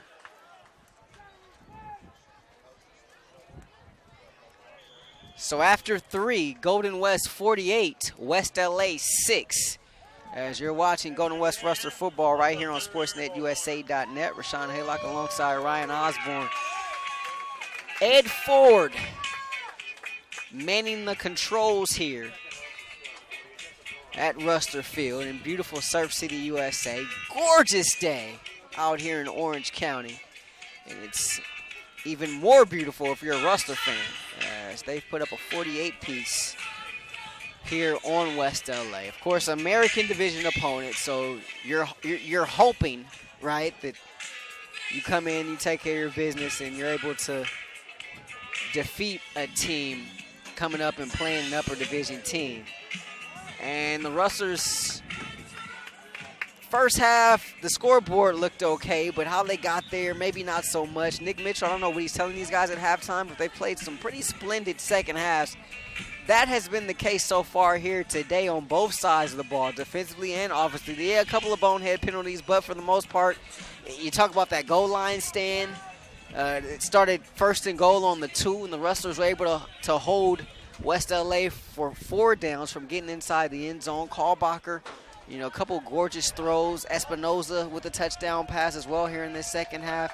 Rustlers have shown the ability to play some really good ball here in the second half this season. That, if there's one thing that's been consistent, I think that's been the key, at least so far, through 2.5 second halves. Look like there's some early movement as we start this third quarter.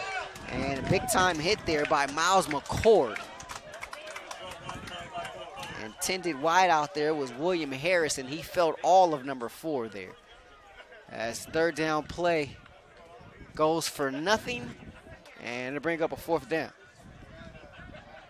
And you saw after that goal line stand at West LA, they had a sense of urgency going down the field. They were just about 4 yards away, 2 yards away from getting a touchdown and getting back into it, as it was only 28-6 at the time. However, after that, West LA just hasn't been able to get that same type of intensity here throughout the remainder of the third quarter and into the fourth. Almost getting there again is Max Perez, and he is just livid. 2 flags come in. Cyrus Collins looks like he may be the guilty culprit.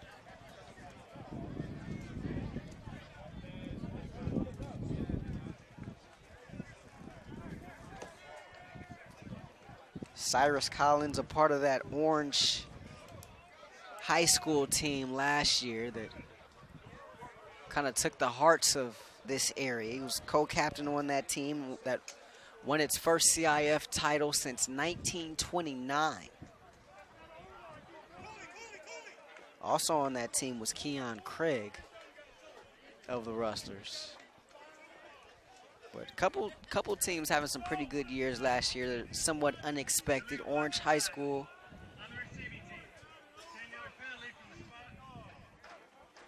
Well, I think a lot of people in Orange County, Southern California specifically go, oh, if you're talking Orange County football, you have to talk the Trinity League. You have to talk the Boscos. You have to talk about the Modern Days. There are a lot of other very successful programs who had surprising years this last season. Yeah, you talk about Orange High School, you talk about Catella High School having a pretty good year last year. How about Villa Park last night beating Servite? That was a surprise. Troy Thomas's return to the Friars. Not to mention, you also look at the dominance that Tustin has had in South County, or I guess beginning of South County.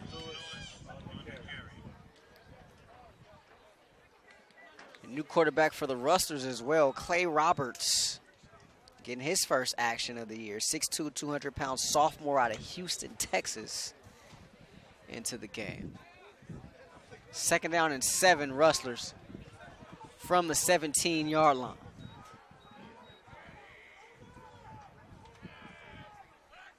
Chance Lewis, the back. This one goes over the head of Roberts, and he falls on it at the 2-yard line. So the snapping woes continue. And I spoke to this coaching staff about that, namely after the Fullerton games. There was a couple of snaps, seemed like Kalbacher's time was a little bit off, but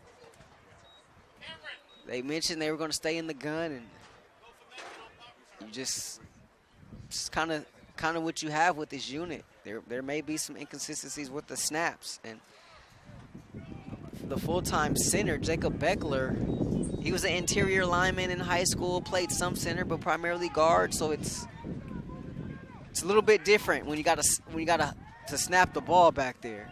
So Roberts, and that one hits the turf. 4th down for the Rustlers. And that throw by Roberts, just a little bit too flat, not enough air underneath it as it was going to the left-hand sideline, right about the 4-yard line. Otherwise, there would have been some wide open daylight for Dorsey to pick up and run with.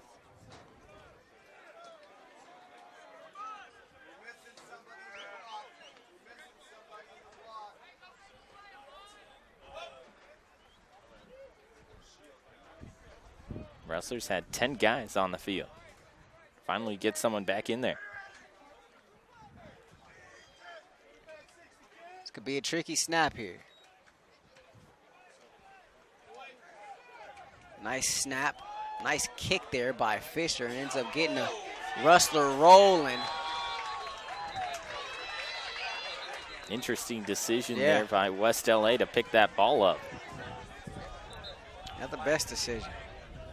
There's a flag on the play, though. Getting cleaned out is Cameron Lewis. If I had $1 for every time I said there's a flag on the play, I could have me a pretty good dinner tonight. I mean, I could probably splurge a little, right? You could. I mean, you could add guac. Are you kidding me?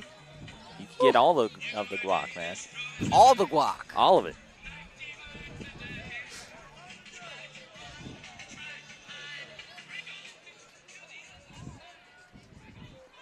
I mean, at the half, we were already looking at 24 penalties called. It's continued here in the second half, and you compound that with what we saw last week, where Golden West had 10 at the half.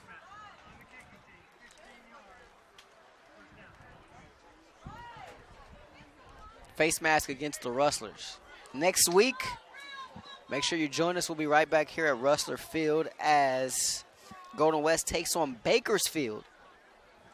That one will be a 2 p.m. kickoff. 2 p.m., so make a note of that, folks. As normally Rustlers play at home. They kick off at 1 p.m. This will be a 2 p.m. kick. Of course, we'll have it for you right here on SportsNetUSA.net.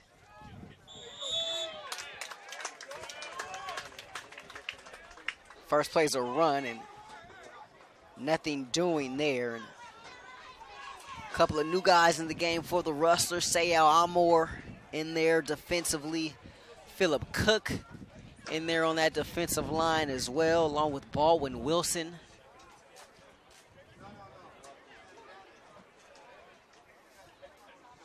Kevin Miminger making up the rest of that front four. 2nd down and 10. Shea complete to Coron, but nice job of tackling there by the Rustlers. Amor got there along with Moradian. And we call Brandon Moradian's name quite a bit here today. He's been all over the place. He's been getting a lot of reps here today and certainly taking advantage of them. Chris Figueredo in there at a linebacker.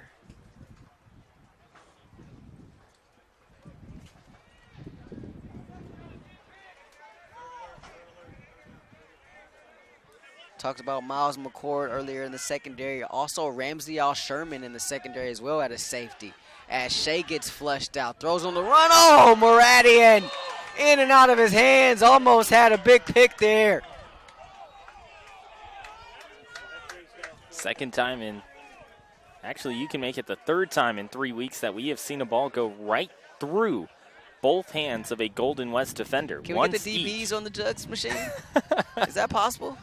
We'll talk to that. We'll talk to Coach Mitchell about that. He works with the DBs. DB coach by trade. Along with being the defensive coordinator and head coach here. 4th down and 10. Offense staying on the field for West LA. Ball at the 23-yard line of the Rustlers. Shea. Oh, he's got a man wide open. And he dropped it. Wow. Coron came out of the backfield. Ran a little wheel route. No Rustler accounted for him, and looked like the ball just hit him right in the shoulder pads.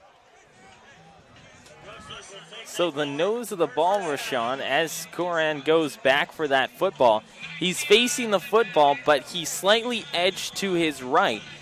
the nose of the football ends up hitting the top of his shoulder pad and goes right through his hands and to the floor. And correction, that was actually James Hardy for West LA, unable to make that grab. Freshman wide receiver out of Gwinnett, Georgia. Just one catch on the year. That would have been his second and a touchdown.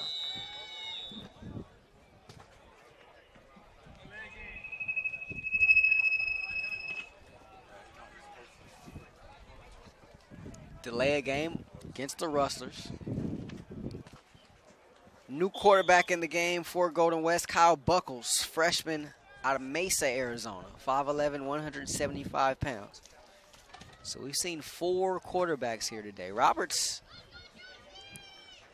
didn't have much time in there. Just one possession, went 3 and out. One of those snaps went over his head. And here's the run by Lewis, Chance Lewis into the secondary. Down at the 29-yard line.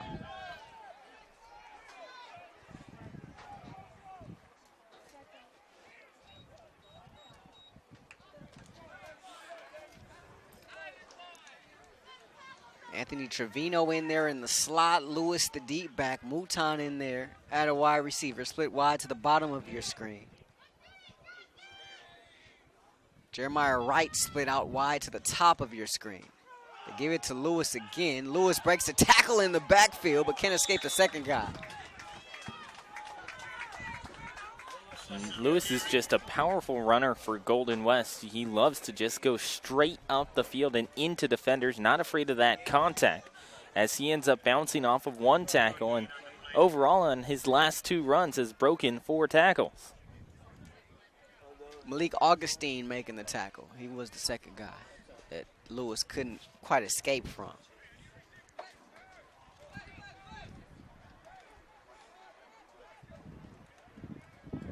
Ahmad Dorsey checking back in at wide receiver. He replaces Mouton.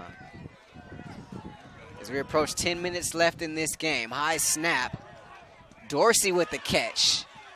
And Dorsey first down at the 35-yard line as he gets the forward progress. Stop made on the play by Trevor Kingunya.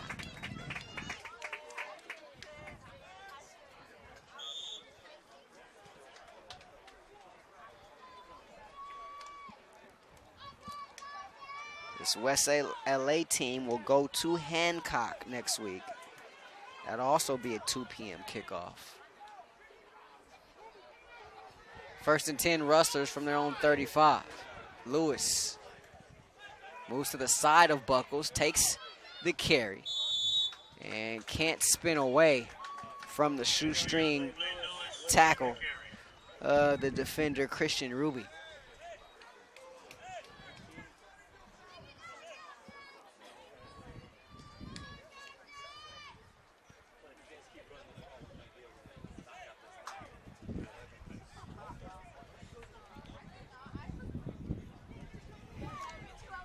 Now you're seeing Coach Mitchell just open up the offensive playbook, get as many guys playing time as possible.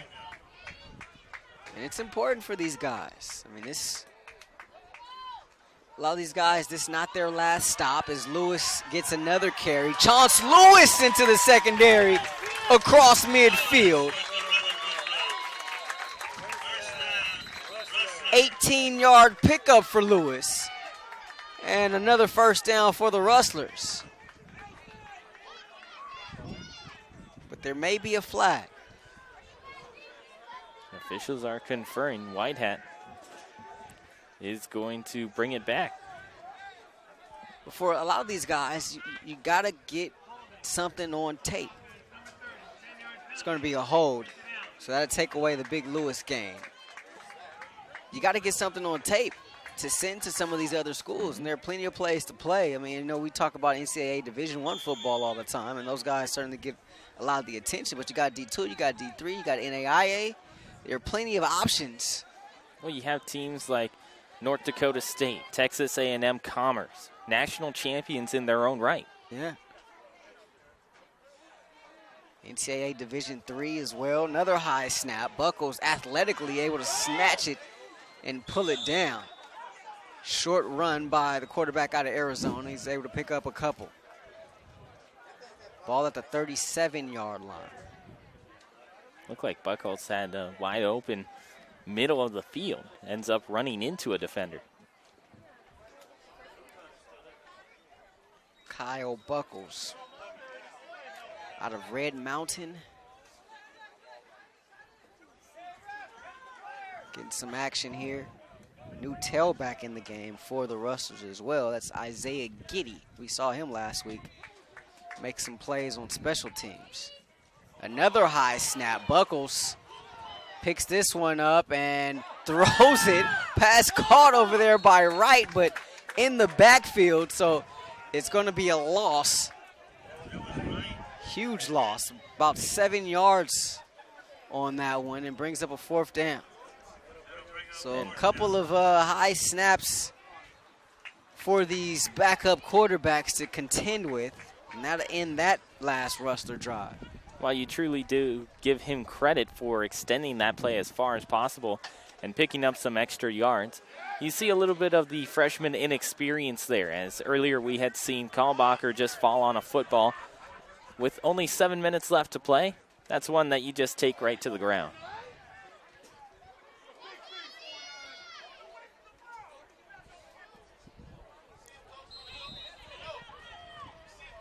Another good punt by Fisher. Takes a roll to the 40-yard line and down there, but a flag back near the original line of scrimmage.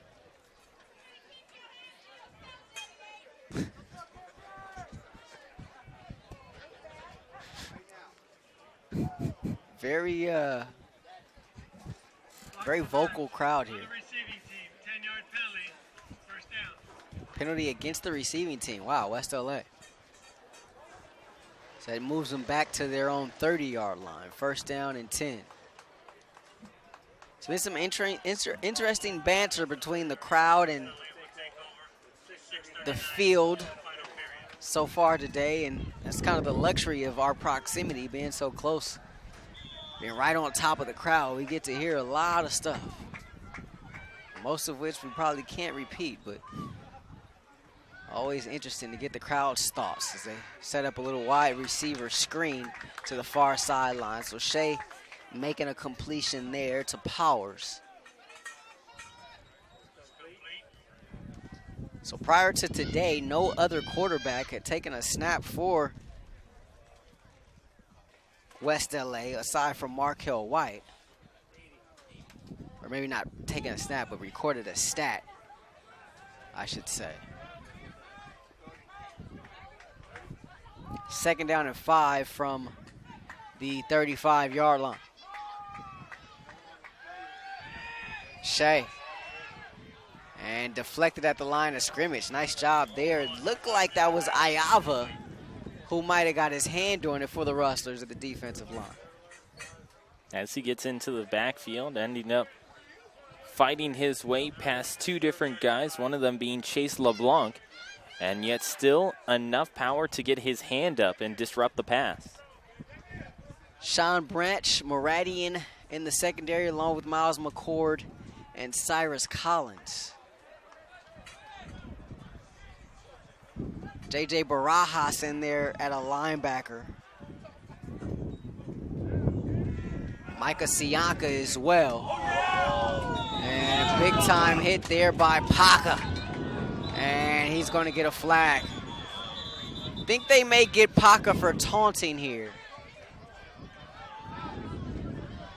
We've seen worse things, right? But by the letter of the law, perhaps, maybe if he was going away, going towards his own sideline, but the fact of the matter is the player was right there for West LA. You do have to wonder about that call as well, because you look at the positioning of the player. Though he was still in the vicinity, he was facing towards the Golden West sideline while the West LA player was behind him. It's very true. Very true. After the play, unsportsmanlike conduct. On the defense, number 43, 15-yard penalty. Nick Mitchell wants an explanation. It is indeed going to be an unsportsmanlike penalty against Paca.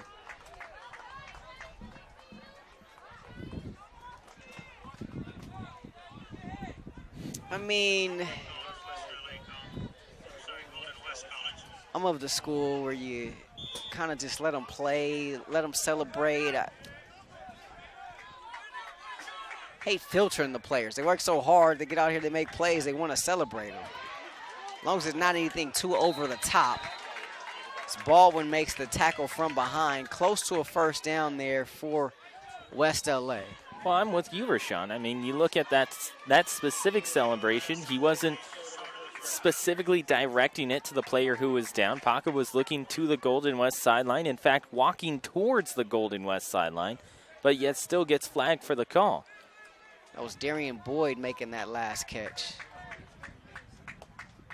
And I argue about this all the time with Andrew King. Going to be a free play here for West LA. Not going to need it as the pass is caught by Dorsey over the middle. And a flag is called on the far side. It's going to be an off, or it's going to be an offside against Golden West. Barajas on the stop. Under 5 to play here in this fourth quarter. Rustlers 48. Wildcats 6.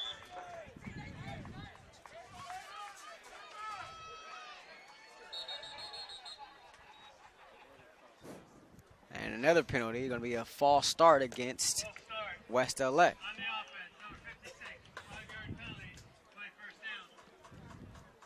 At this point, Rahshaun, we're talking about that $1 for every flag. You have enough to splurge for yourself and buy Ed Ford and I food.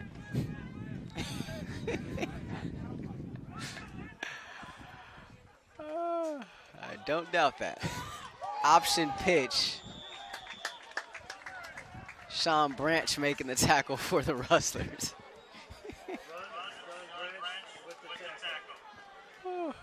Are we eating good or no? I think so, after a long day of college football.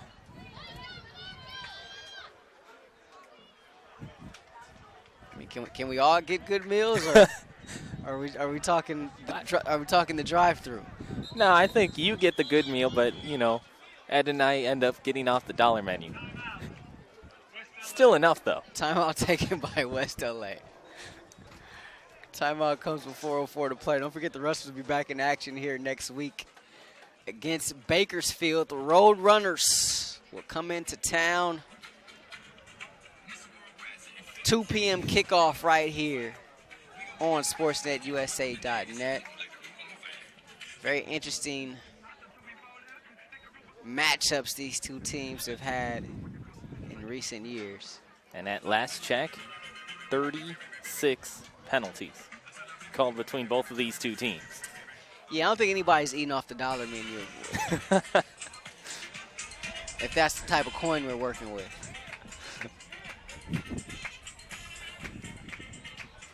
Matter of fact, you and I on the way home last week, probably in that ballpark, ate pretty good. Yes, sir. Our first of 3 trips for the Rustlers down to San Diego last weekend. The next 2 aren't till November, back-to-back weeks. To finish the season, too, or the regular season, Yeah, so least. the Rustlers actually have their sophomore day in October. First 2 weeks of November, week 9 and 10 of the regular season. Games will be played in San Diego for the Rustlers. They go to Mesa and they finish at Grossmont, who, if I'm not mistaken, are playing their games at Grossmont High School this year as opposed to Indeed. their home on campus stadium. They're getting a little remodel done there, which is good for them. And pass over the middle caught by Dorsey, who breaks the tackle. Dorsey on his feet and into the end zone. A touchdown for West LA. You look at Dorsey, he just keeps his lower half of his body churning towards the goal line, and that's what breaks him out of the tackles. The fact that both of his knees just continued their momentum forward, and he pushed both defenders along with him into the end zone. 5'11", 190. Freshman out of Uni High. That's University High School for those not familiar with the LA area. He's a thick kid. Especially in that lower half. He's tough to get down, as you mentioned. They're just kind of bouncing off him. You see some of the Missed tackles rear their ugly head again. They go for 2, but says Jose Orredondo, making the tackle prior to getting to the goal line. And so the 2-point conversion fails. 48-12 our score, 3:55 left in this fourth and final quarter. Don't forget, Golden West football right here on SportsNetUSA.net is brought to you in part by Miller Toyota of Anaheim, where service and parts is available to you 7 days a week. Miller Toyota of Anaheim on the web at millertoyotaofanaheim.com. Make sure you check those guys out. Whatever you need, parts, service, new cars, used cars, and they always got all kind of types of specials and deals for you. Miller Toyota of Anaheim at the 91 and Euclid. Miller Toyota of Anaheim supports high school sports, junior college sports, community, and education. Under 4 minutes left here from Rustler Field. Think we'll see an onside here? I think we might, considering that they just went off, or just went after the 2-point conversion. Rustlers don't appear to be getting ready for one. But there it is. That was in... It hit Trevino. Smack dab. Looked like got him right in the gut. Bounced right off of him, but he was able to recover it. So what that play stems from is that middle of the week there was a high school in Alabama who ends up doing that exact same play where they end up sending it right into the chest of an up back. Ball bounced right back to the team, and they marched upfield for a touchdown on the same play. Yeah, we've seen people have success with that a couple of times. That time unsuccessful. Heads up play by Trevino. 1st and 10 from midfield. Lewis getting the carry and picking up 1. Quarterback this time is Zachary Cloutier, freshman, 6 foot, 190 pounds, out of Quebec City, Quebec. So it's Cloutier, that's French. Indeed. For all my French Canadians out there. Some of whom would pronounce it Quebec. There you go. Absolutely. Lewis reversing field. Chance Lewis still on his feet and down at the 30-yard line. Chance Lewis is a special runner for Golden West, and the thing is all it took was one of these matches where they needed to go down towards the other half of the depth chart, and he is getting his chance here against West LA and showing Golden West that he needs an extra opportunity the rest of the season. Christian Bowman rushes onto the field for West LA as Christian Ruby limped off the field. I don't know, is Chance Lewis earning some more carries I think for so. himself? Considering that he has broken a grand total of 9 tackles over his last 3 runs. And if you also count that run that he had that was taken away by the holding call, he is rushed for over 50 yards in limited time. Isaiah Giddy getting that last carry. Picked up 2, 2nd down and 8 from the 28. Approaching 2 to play here in this one. 48-12 Rustlers.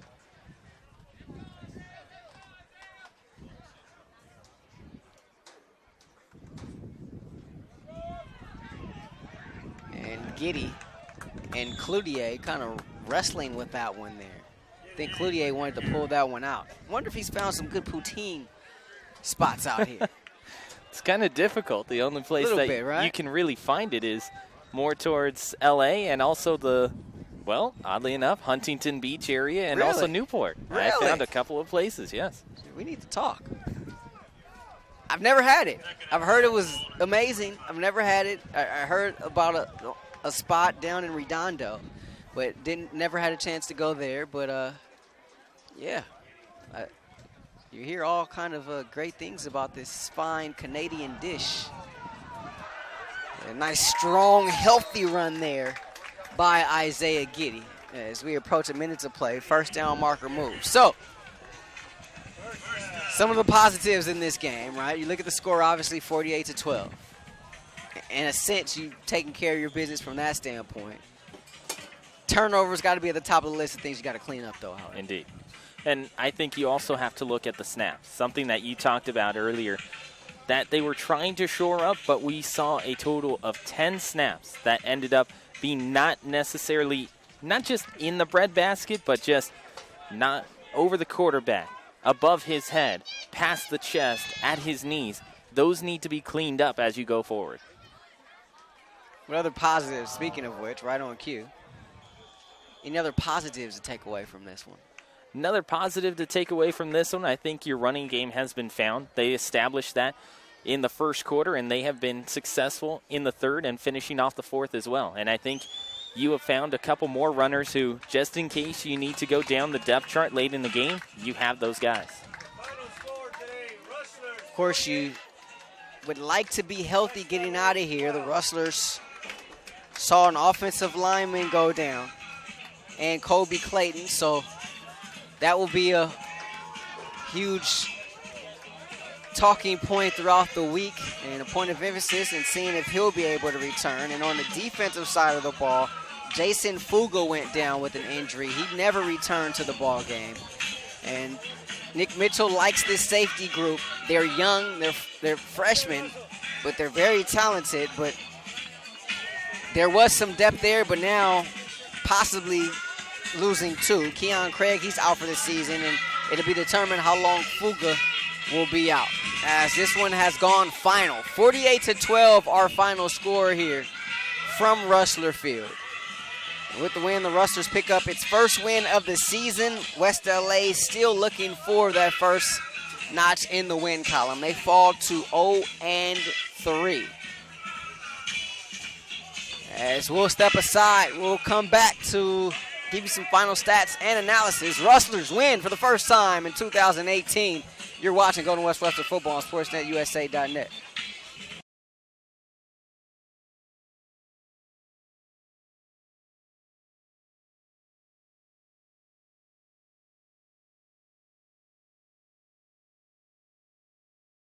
Rustlers win for the first time this season, knocking off West LA 48-12. As we welcome you back inside the broadcast booth here atop of Rustler Field. Rahshaun Haylock alongside Ryan Osborn. Final stats, 537 yards of total offense for Golden West. They held West LA to 238. For those yards for the Wildcats, they had 123 passing yards. And rushing the ball, they had 115. The Rustlers 183 yards on the ground. 183, yes, you heard that right. And 354 through the air. Rustlers were 7 of 11 on third down. They held West LA to 5 of 13 on third down. West LA was 0 for 2 on fourth down, and the Rustlers 1 for 1 on fourth down. They've been a sneaky good fourth down team. Obviously, small sample size, but the Rustlers have done pretty well going for it on a fourth down so far this season. Offensively for the Rustlers, Bo Kalbacher, 15-19, 243 yards and 2 touchdowns. Nate Espinoza had 2 touchdowns as well. How about this? Only completed 3 passes, 2 were for touchdowns, and 112 yards. He was 3 for 4 on the day. Tavon Valdez almost got to that century mark. He had 6 carries for 98 yards and 2 tugs. Chauncey Lewis, 6 carries, 38 yards. He ran the ball strong. Dante Swain had another touchdown. He had 5 carries for 25 yards. Sashi Penn had 6 catches for 98 yards and a touchdown in the first half. Didn't record any stats in the second half. David Atencio had a touchdown grab. Braylon Mouton had a touchdown grab. And Jonathan Earl had a touchdown grab as well. Mouton, second leading receiver on the team behind Penn. He had 5 grabs for 66 yards. As for West LA, they struggled offensively. We mentioned those 238 yards of total offense. Markel White, 12 of 20 for just 66 yards. He also had a rushing touchdown and 67 yards. William Dorsey had 2 catches, 43 yards. Jordan King, 4 catches, 33 yards. And White was also the leading rusher, 13 carries, 67 yards for West LA. And on the defensive side of the ball, the Rustlers, not bad. Baldwin Wilson, he was able to come in and make some catches, or make some tackles, pardon me. Cyrus Collins had 5 tackles to lead the Rustlers as far as tackles go. And on the West LA side of things, if I can get it to load here. Defensively for West LA, Cam McNeil, he had 5 tackles and a TFL. And Muhammad Khan had 5 tackles as well and a TFL. Cameron McNeil had the lone sack. We talked a little bit about it before we went to break. You got to clean up the turnovers. You got to be a little bit more consistent with the snaps on the offensive side of the ball. You may have found something in the running game. Heck, you may have found something in Chance Lewis. Running game looked as good as it's looked all season. Maybe this is something to build off of. Maybe you didn't find something per se, but this is definitely a building block for this running game going forward. Indeed, and I think you look at what Golden West did this afternoon, you saw a lot of variety from this Golden West squad. You saw them go into the air with Kalbacher. You saw them run it up the field with Chance Lewis, with Valdez, with Roper. There was a lot of variety on offense, and defensively, I think it doesn't get any bigger than what they did inside of their own 5 and having that 4-down goal line stand. So if you're Coach Nick Mitchell, you're looking specifically at that goal line stand. You're looking at how the Golden West Rustlers move the ball upfield with ease. You're looking at the perfectly placed balls by Kalbacher, the runs by Nathaniel Espinoza, the runs by Valdez as well. You're taking away from this game the fact that a lot of things that were question marks after the San Diego Mesa game were fixed today. Yo, Adrian!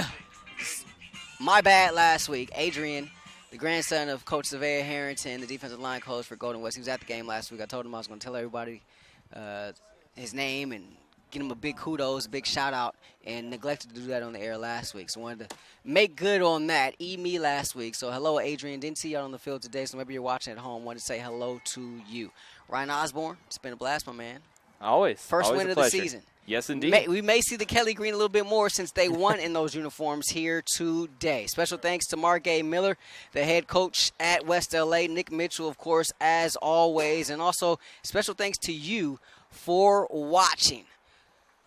On behalf of my partner, Ryan Osborn, Mike Ventry on camera, Ed Ford, who is the operations manager here at SportsNetUSA.net. I'm Rahshaun Haylock saying thank you so much for watching. Rustlers will be back in action next week as they'll take on Bakersfield College right here from Rustler Field, 2 p.m. kickoff, not 1 o'clock, 2 o'clock. Special kickoff time next week. And, of course, we'll have it for you right here on SportsNetUSA.net. So from all of us to all of you, enjoy the rest of your weekend. Rustlers win 48-12. You've been watching Golden West Rustler football right here on SportsNetUSA.net.